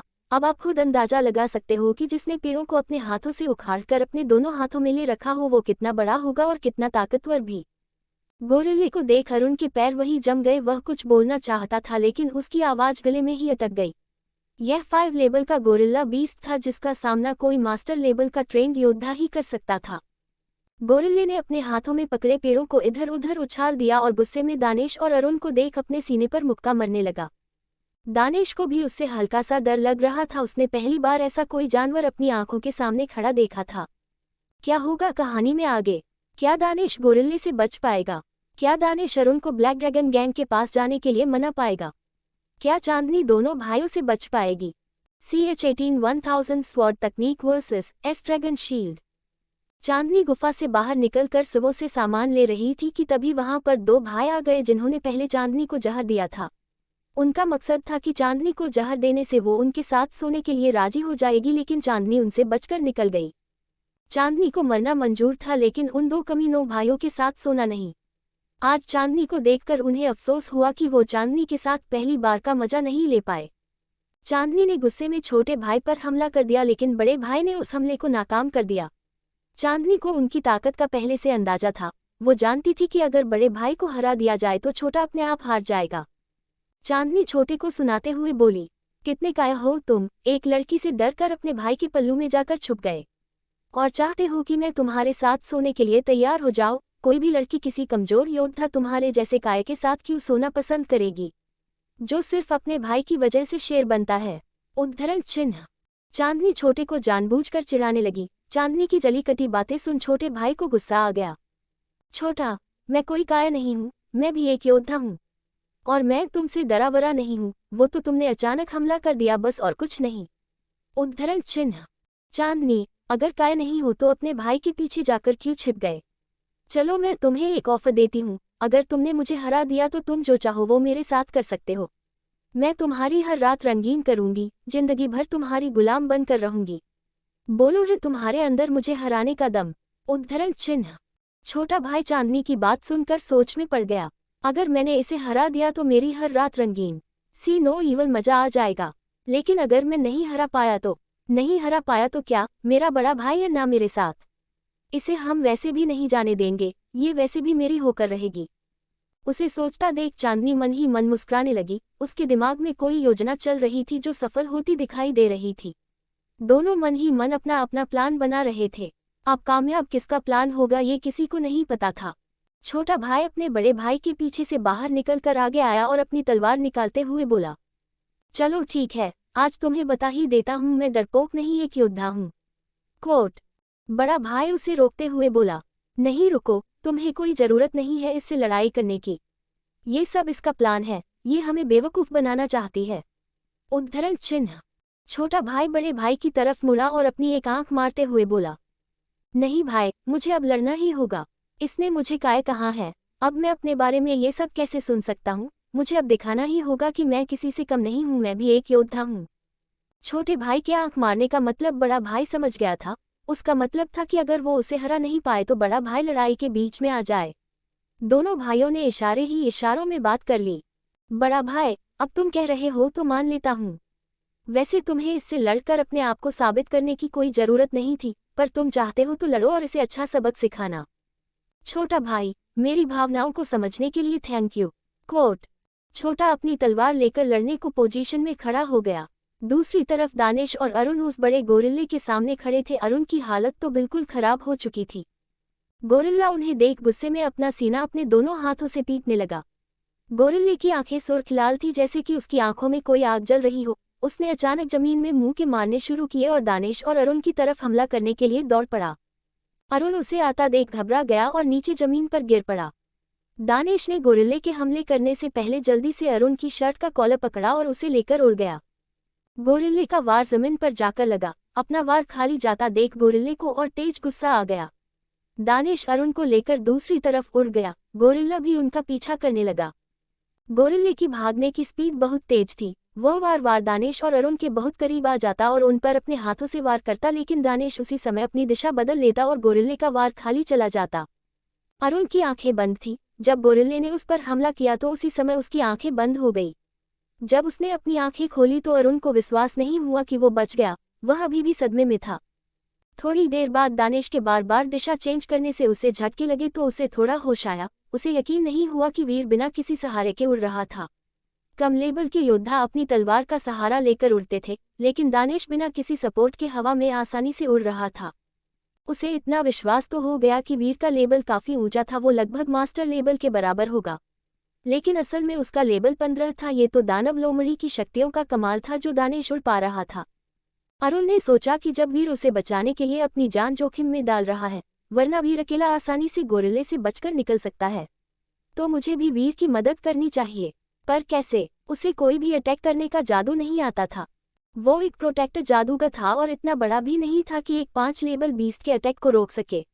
उसे समझ नहीं आ रहा था कि वह किस तरह से वीर की मदद करे। अरुण ने जल्दी से दोनों के चारों ओर एक कवच बनाया। हालांकि उसका कवच इतना मजबूत नहीं था कि वो गोरिल्ले का हमला रोक सके, पर इतना जरूर था कि वो उन्हें ज्यादा चोट लगने से बचा सकता था। कवच को देख दानिश मुस्कुराने लगा। दानिश यही तो चाहता था कि अरुण उस पर विश्वास करे। अरुण को ये भरोसा हो जाए कि दानिश अपनी जान पर खेलकर भी उसकी जान बचाएगा। दूसरी तरफ चांदनी और उस लड़के के बीच फाइट शुरू हो गई थी। दोनों अपनी अपनी स्वॉर्ड टेक्निक का इस्तेमाल कर रहे थे। लड़का जिसे स्लैश तकनीक में महारत हासिल थी। स्लैश तकनीक में तलवार को हवा में घुमाते हैं, जिसकी वजह से एक तलवार की आभा निकलती है जो सामने वाले पर वार करती है। जब भी लड़का अपनी स्लैश तकनीक का इस्तेमाल करता, चांदनी कभी उसके ऊपर कूद जाती तो कभी साइड होकर अपना बचाव करती। अचानक चांदनी रुक गई और बोली, बहुत हो गया बच्चों का खेल, अब मेरा वार संभालो। कोट। चांदनी अपनी तलवार को ऊपर हवा में उठाती है। आसपास हवा बहुत तेज चलने लगती है। चांदनी की तलवार में स्पिरिचुअल एनर्जी प्रवेश करने लगी। चांदनी की तलवार धीरे धीरे तेज चमकने लगी। उसकी चमक बढ़ती जा रही थी। छोटे भाई को तो समझ ही नहीं आ रहा था कि चांदनी किस तकनीक का इस्तेमाल करने जा रही थी, लेकिन बड़े भाई के चेहरे की टेंशन देख साफ बताया जा सकता था कि वो चांदनी की इस तकनीक के बारे में जानता था। बड़ा भाई खुद से ही बोला, क्या ये 1000 तकनीक का इस्तेमाल करने जा रही है? लेकिन ये कैसे हो सकता है? इस तकनीक को अभी तक मैं पूरी तरह से नहीं सीख पाया। इस लड़की ने कैसे सीख ली, वो भी इतने कम लेवल पर? छोटा इस तकनीक के बार को नहीं रोक पाएगा। अब मुझे ही कुछ करना होगा, नहीं तो। बड़ा भाई इतना सोच छोटे भाई के सामने आकर खड़ा हो गया और अपनी तलवार हाथ लेकर एक मंत्र पढ़ने लगा। छोटे को समझ ही नहीं आया आखिर यहाँ चल क्या रहा था। क्या चांदनी की तकनीक इतनी खतरनाक है कि बड़े भाई को बीच में आना पड़ा? चांदनी ने अपनी तलवार ऊपर उठाए और जोर से कहा, कोट 1000 स्वॉर्ड तकनीक। उसके इतना कहते ही हवा में एक साथ 1000 तलवारें दिखाई देने लगी। उन सभी तलवारों का निशाना छोटा भाई और बड़ा भाई था। इतनी तलवारों को एक साथ अपनी कर पॉइंट किए देख छोटा भाई डर गया और डर की वजह से नीचे जा गिरा। उसके मुंह से निकला, इतनी तलवारें, वो भी एक साथ। कोट। चांदनी ने अपने हाथ की तलवार की नोक उन दोनों की तरफ कर दी। उसके तलवार को उनकी तरफ करते ही सभी तलवार दोनों भाइयों की तरफ बढ़ने लगी। बड़ा भाई जो अभी तक मंत्र बोल रहा था, उसने तलवारों को अपनी तरफ आते देखा जो हवा की तेजी से उनकी तरफ उनका शरीर छलनी करने के लिए बढ़ी जा रही थी। उसने अपने मंत्र बोलने की स्पीड तेज कर दी। जब चांदनी की तलवारें उनके पास आने वाली ही थी कि बड़े भाई ने अपनी तलवार ऊपर की और जोर से कहा, ड्रैगन शील्ड। उसके बोलते ही उनके चारों तरफ एक कवच बन गया। चांदनी की तलवारें उस कवच से टकराने लगी और टकरा कर नीचे गिरने लगी। चांदनी की तलवारें उस कवच पर एक के बाद हमला किए जा रही थी और नीचे गिरती जा रही थी। धीरे धीरे कवच कमजोर होने लगा, उसमें दरार आने लगी। ऊपर से आ रही तलवारों का प्रेशर इतना था कि उसकी वजह से बड़े भाई ने अपने घुटने टेक लिए, लेकिन उसने अपनी तलवार ऊपर ही खड़ी रखी। अभी उसके कवच ने जान बाकी थी, वह इतनी जल्दी हार नहीं मान सकता था। वह जोर लगाकर अपने पैरों पर चिल्लाते हुए खड़े होने लगा। गिरती तलवारों का प्रेशर और बढ़ने लगा। बड़े भाई के मुंह से खून निकलने लगा, लेकिन वो हार मानने को तैयार नहीं था। एक तेज दहाड़ के साथ उसने अपनी तलवार पूरी ऊपर कर दी और मुंह से खून की उल्टी करते हुए सीधा खड़ा हो गया। अचानक पूरा कवच टूट गया, लेकिन कवच के टूटने से निकली ऊर्जा की वजह से नीचे आ रही तलवारों का निशाना चूक गया। वाकी बची हुई तलवारें इधर उधर जाकर गिर गई। बड़ा भाई अपनी तलवार को नीचे रख उसके सहारे से खड़ा था और अपने मुंह पर आए खून को अपने एक हाथ से पहुंच चांदनी की तरफ मुस्कुराते हुए बोला, क्या तुम्हारे पास कोई और तकनीक भी है, क्योंकि तुम्हारी ये तकनीक तो नाकाम हो गई। कोट। घायल सिर्फ बड़ा भाई ही नहीं हुआ था, चांदनी ने भी काफी ज्यादा अपनी स्पिरिचुअल एनर्जी काम ले ली थी, जिसकी वजह से वो भी थक गई थी। इतनी पावरफुल तकनीक को इस्तेमाल करने से उसके मुंह से भी हल्का खून निकल रहा था। उसे लगा नहीं था कि इतनी पावरफुल तकनीक उसके सामने बेकार जा सकती थी। चांदनी के पास अब इतनी ताकत नहीं बची थी कि बड़े भाई का तो छोड़ो, छोटे भाई का भी सामना नहीं कर सकती थी। चांदनी को लगने लगा कि अब वो उन दोनों का चारा बन जाएगी। चांदनी को अपने बचने की कोई उम्मीद दिखाई नहीं दे रही थी। छोटा भाई हंसते हुए खड़ा हुआ और बोला, वाह भाई, आप कमाल हो, आपकी ताकत का कोई जवाब नहीं। एक बार के लिए तो मुझे लगा कि मैं जिंदा नहीं रहूंगा, पर आप सच में बहुत ताकतवर हो भाई। उद्धरण चिन्ह। छोटा भाई चांदनी की तरफ देखने लगा और बोला, मेरी जान, अब तैयार हो ना मेरे पास आने के लिए। अब तुम्हारे पास कोई रास्ता नहीं बचा है, अब तो तुम्हें मेरे पास आना ही होगा। उद्धरण चिन्ह। क्या होने वाला है कहानी में आगे? क्या चांदनी हार मान लेगी? क्या कोई आएगा चांदनी को बचाने? दानिश कैसे करेगा गोरिल्ला का सामना? क्या अरुण ले जाएगा दानिश को ब्लैक ड्रैगन गैंग की तरफ? CH-19 दानिश की धमाकेदार एंट्री। चांदनी और उस कामी ने छोटे भाई में लड़ाई हो रही थी, तभी चांदनी अपनी शक्तिशाली तकनीक 1000 स्वॉर्ड डैगर तकनीक का इस्तेमाल करती है, लेकिन बड़ा भाई बीच में आ गया, जिसने अपनी प्रोटेक्ट तकनीक ड्रैगन शील्ड का इस्तेमाल कर चांदनी के अटैक को रोक लिया, जिसमें दोनों ही घायल हो गए थे। बड़ा भाई अपनी तलवार के सहारे खड़ा हुआ था तो चांदनी के पत्थर का सहारा लिए खड़ी थी। छोटा भाई खड़ा होकर चांदनी से बोला, मेरी जान, अब सब्र नहीं हो रहा, चलो कहीं चलकर जिंदगी के मजे लेते हैं। अब तुम हार चुकी हो, तुम में इतनी ताकत नहीं कि हमारा विरोध भी कर सको, अब चुपचाप अपने आप को हमारे हवाले कर दो।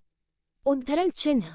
छोटा भाई बोलते हुए चांदनी की तरफ बढ़ने लगा। चांदनी उसे गुस्से से घूर रही थी।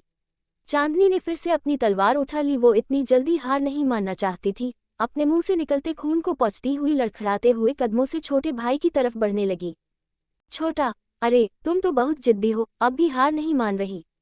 वैसे मुझे जिद्दी लड़कियां बहुत पसंद है, उनके साथ बिस्तर में जबरदस्ती करने में और भी ज्यादा मजा आता है। उद्धरण चिन्ह। उसकी बातें सुन चांदनी को गुस्सा आ रहा था। वह अपनी तलवार छोटे की तरफ गुस्से में चलाने लगी, लेकिन अब ना तो उसकी तलवार में पहले जैसी फुर्ती थी और ना ही उतना दम। चांदनी के वार को छोटा आसानी से नाकाम कर रहा था, साथ ही उसके ऊपर हंस भी रहा था। छोटा, अब लड़ने का कोई फायदा नहीं है मेरी जान, अब खुद को क्यों तकलीफ दे रही हो? फेंक दो ये तलवार और आ जाओ मेरी बाहों में तुम्हें सुकून मिलेगा, आ जाओ, अब मत तड़पाओ। उद्धरण चिन्ह। चांदनी अपनी तलवार घुमाते हुए, मैं मरना पसंद करूंगी, पर तुझ जैसे के साथ कभी सोना पसंद नहीं करूंगी, समझे? उद्धरण चिन्ह। चांदनी को लगा कि अब उसका जीतना या यहाँ से बच कर जाना नामुमकिन है, तो उसने खुद को वहीं मारने की सोची। उसने अपनी तलवार उठाए और खुद के गले की तरफ चला दी। छोटे को जैसे पहले से पता था ऐसा होने वाला है, उसने बीच में ही चांदनी को तलवार को पकड़ लिया और उसके झटके के साथ खींचा, जिससे तलवार चांदनी के हाथ से छूट गई और चांदनी छोटे के सीने से जा लगी। छोटे ने उसे घुमाया और पीछे से एक हाथ गर्दन पर और दूसरा हाथ कमर पर रख पकड़ लिया। चांदनी के वालों में अपना मुंह देकर लंबी सांस लेते हुए बोला ना मेरी जान, अब तुम्हारी जान मेरी जान है, तुम अपनी मर्जी से मर भी नहीं सकती, अब तुम्हें मरने के लिए भी हमारी इजाजत लेनी होगी, और मैं तुम्हें इतनी आसानी से मरने नहीं दे सकता। तुमने मुझे बहुत तड़पाया है, अब तुम बिना तड़पे मरना चाहती हो, ऐसा नहीं हो सकता। उद्धरण चिन्ह। चांदनी उसकी गिरफ्त से बाहर निकलने की नाकाम कोशिश करने लगी। अब चांदनी में इतनी ताकत नहीं थी कि वो कुछ कर सके। चांदनी खुद को छुड़ाते हुए बोली, कम इन, छोड़ दे मुझे, तुझे मार डालूंगा मैं, कामिने जाने दे मुझे। उद्धरण चिन्ह। छोटा, अरे मुझे छोड़कर कहाँ जाएगी, अभी तक तो मैंने तेरा चेहरा भी नहीं देखा, कम से कम अपने सुंदर से चेहरे का दीदार ही करा दे। उद्धरण चिन्ह। बोलकर वह चांदनी के मुंह से मास्क हटाने लगा, पर चांदनी ने उसे हटाने नहीं दिया। थोड़ी दूर बैठा बड़ा भाई अपने भाई और चांदनी को देख रहा था। उसे अभी आराम की जरूरत थी, वो बहुत ही ज्यादा घायल हो चुका था। उसने अपनी स्पेस रिंग से जादुई गोली निकाली और निगल गया और अपनी आंखें बंद कर स्पिरिचुअल एनर्जी एब्जॉर्ब करने लगा। छोटा, ओह लगता है तुम्हें उसके पास जाना है जिसके साथ तूने अपनी जान बचाने के लिए रात बिताई थी। तू सिर्फ उसे ही अपना चेहरा दिखाएगी क्या? पर एक बात तो बताओ, उसमें ऐसा क्या था जो मुझमें नहीं है? मैं भी तो सुंदर हूँ, ताकतवर भी हूँ। छोटे ने वीर का जिक्र छेड़ दिया था। चांदनी वीर के बारे में सोचने लगी। काश वीर यहाँ होता, अगर वो सुबह मुझे छोड़कर न गया होता तो ऐसा नहीं होता। कहाँ हो तुम वीर? अलविदा, अब शायद हम कभी ना मिलें। उद्धरण चिन्ह। चांदनी अपनी आंखें बंद कर वीर के बारे में सोचने लगी। उसकी आंखों से आंसू आ गए। उसने सोच लिया कि अब मरना ही उसके लिए एक रास्ता है। चांदनी की स्पेस रिंग में एक खंजर रखा हुआ था। चांदनी ने सोचा कि वो चुपके से खंजर निकलेगी और अपना गला काट देगी। चांदनी अपनी आंखें बंद कर वीर के बारे में सोचने लगी। उसकी आंखों से आंसू आ गए। उसने सोच लिया कि अब मरना ही उसके लिए एक रास्ता है। चांदनी की स्पेस रिंग में एक खंजर रखा हुआ था। चांदनी ने सोचा कि वो चुपके से खंजर निकलेगी और अपना गला काट देगी। उसने धीरे धीरे अपनी आंखें खोली। वो अपनी स्पेस रिंग से खंजर निकालने वाली ही थी कि उसे सामने से कोई आसमान से अपनी तरफ आता हुआ दिखाई दिया।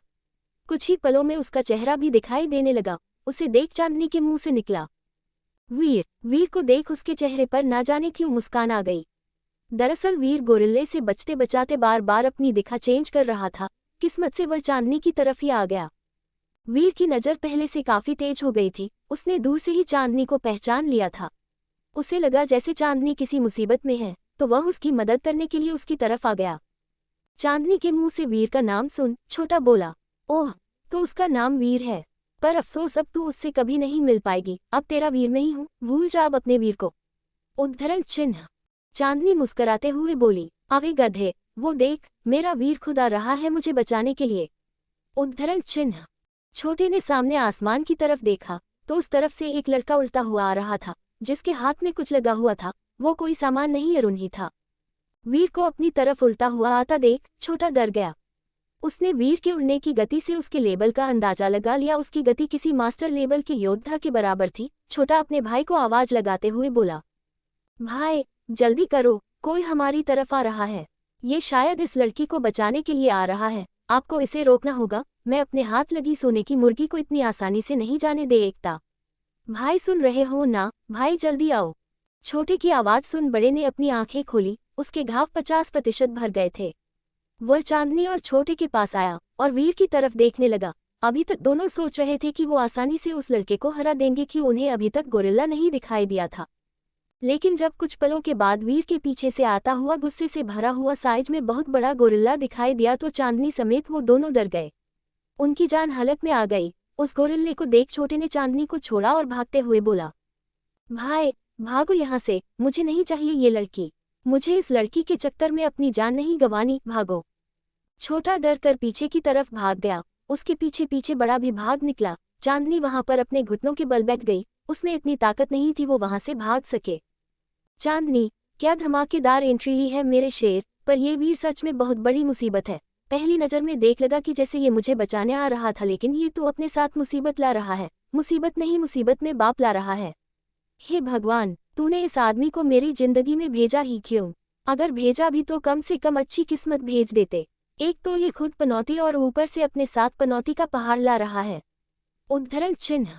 चांदनी को लगा जैसे अब वो नहीं बचने वाली थी। उसने अपनी आंखें बंद कर ली और अपनी मौत का इंतजार करने लगी। उसे ये मौत उसका तारांकन मिने के साथ सोने से ज्यादा अच्छी लग रही थी। लेकिन वीर उड़ता हुआ चांदनी के पास आया और उसे अपनी बाह में कमर से पकड़कर फिर से ऊपर उड़ गया। चांदनी ने अपनी आंखें खोली तो वो हवा में वीर की बाह में थी। वीर के दूसरे हाथ में अरुण लटका हुआ था। वीर दोनों को लेकर उड़ा जा रहा था।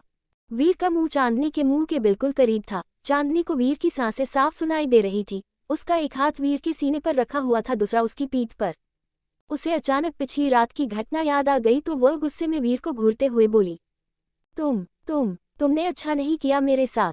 मैं तुम्हें छोड़ूंगी नहीं, मार डालूंगी तुम्हें। उद्धरण चिन्ह बोलकर चांदनी अपने शक्तिहीन हाथों से वीर के सीने पर मारने लगी। हवा में झूलते हुए अरुण को ये बात थोड़ी अजीब लगी। एक तो वीर ने अभी उसकी जान बचाई, लेकिन ये लड़की वीर का शुक्रिया करने की बजाय उसे मारने की धमकी दे रही थी।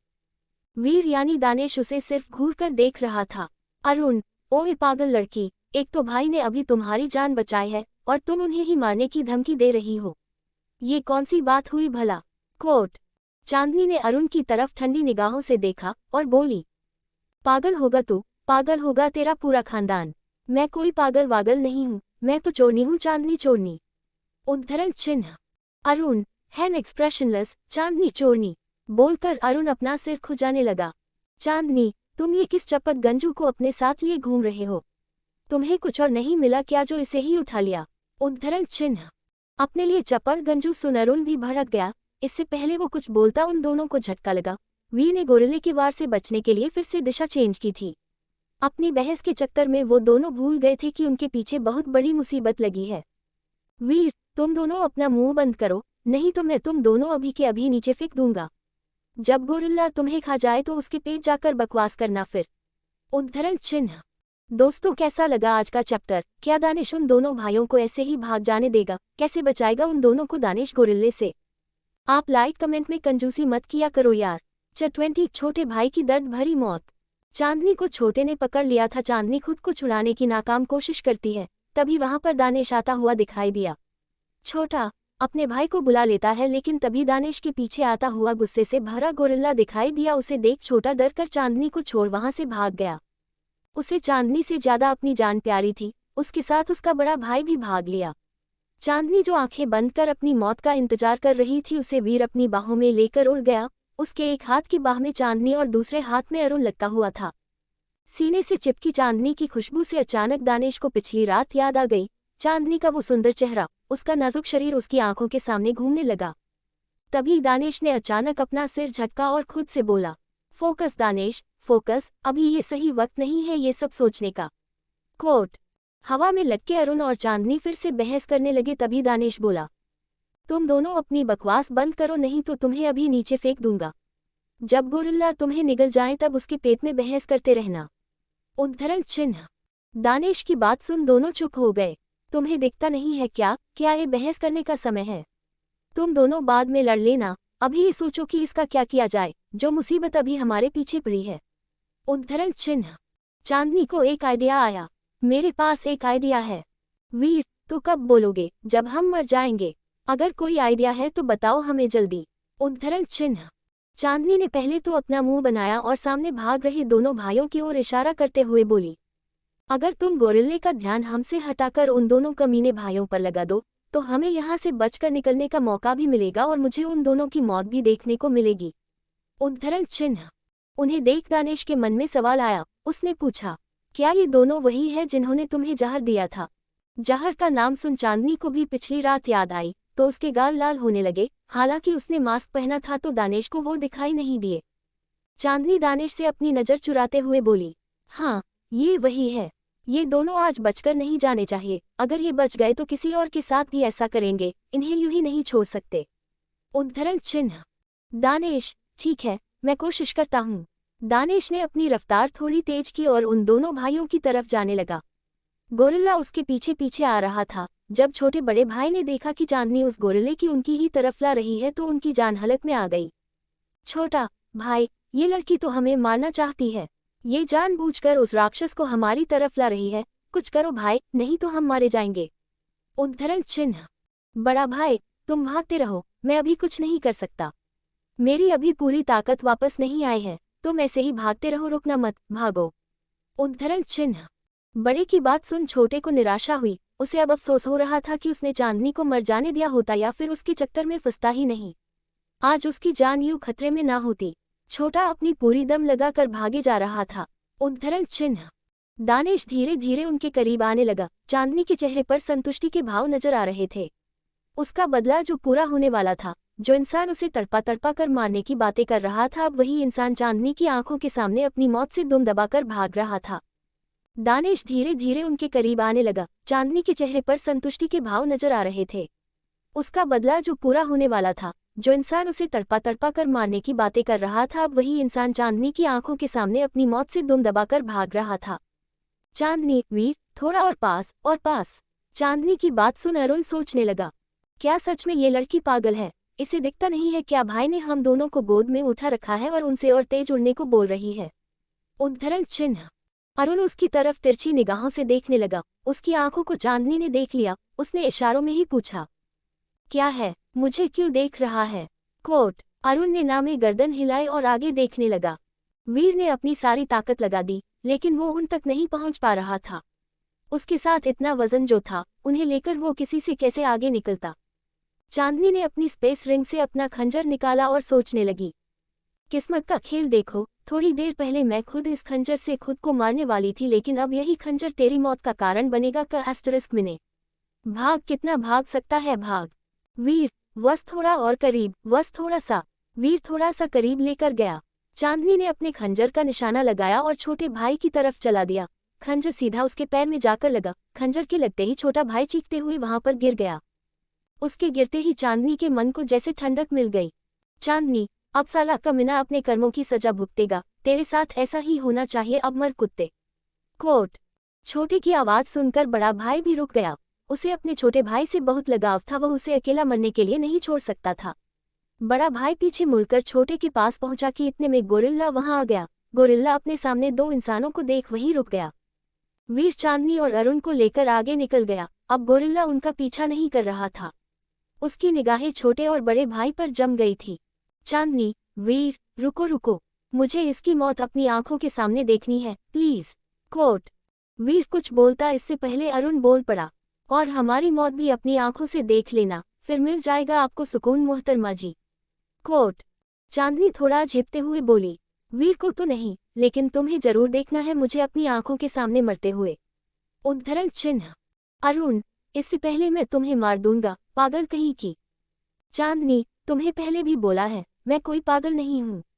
तुम पागल, तुम्हारा पूरा खानदान पागल, समझे? मुझे आज के बाद पागल मत बोलना, वरना तुम्हारा खून पी जाऊंगी। उद्धरण चिन्ह। दानिश का दिमाग उन दोनों की बकवास सुनकर खराब हो गया। उसने दोनों को छोड़ते हुए कहा, ऐसा करो, अब नीचे जाओ और बकवास चालू रखो। उद्धरण चिन्ह। दोनों नीचे गिरने लगे। उन दोनों की चीख निकल गई। उन्हें लगा जैसे आज उनकी मौत उन दोनों भाइयों से पहले होने वाली है, लेकिन ये क्या, कुछ ही पल में वो दोनों जमीन पर आ गिरे। दोनों ने अपनी आंखें कसकर बंद की हुई थी। जब उन्हें कोई चोट नहीं लगी तो उन्होंने धीरे धीरे अपनी आंखें खोली। वो दोनों सही सलामत थे। खुद को सही सलामत देख दोनों ने चैन की सांस ली। दरअसल दानिश एक पहाड़ी के जस्ट ऊपर उड़ रहा था, जो 2 या 3 मीटर नीचे थी, इसलिए उन्हें कोई चोट नहीं आई। चांदनी भागते हुए पहाड़ी के किनारे पर गई और वहां से गोरिल्ले और उन दोनों भाइयों को देखने लगी। बड़ा भाई अपनी तलवार लेकर छोटे भाई और गोरिल्ले के बीच खड़ा हुआ था। उसे पता था कि गोरिल्ले को हराना उसके वश का नहीं है, फिर भी वो अपने भाई को बचाने के लिए अपनी जान की परवाह किए बिना उसके सामने खड़ा हो गया। भले ही वो इंसान कितना भी बुरा था, पर उसका अपने भाई के लिए प्यार सच्चा था।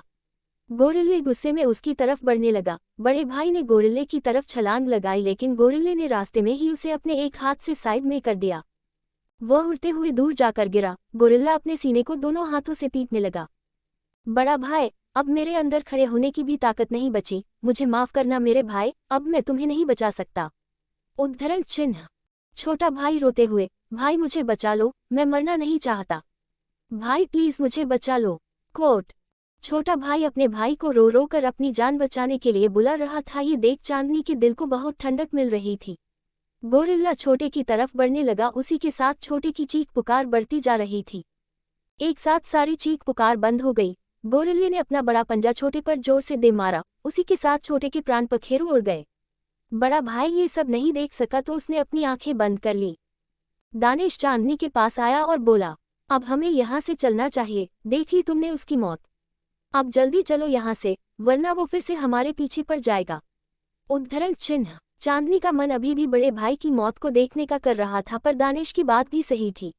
अगर वो अभी यहाँ से नहीं गए तो फिर जाना मुश्किल हो जाएगा, फिर शायद उन्हें भी अपनी जान गंवानी पड़े। वो तीनों वहां से निकल गए।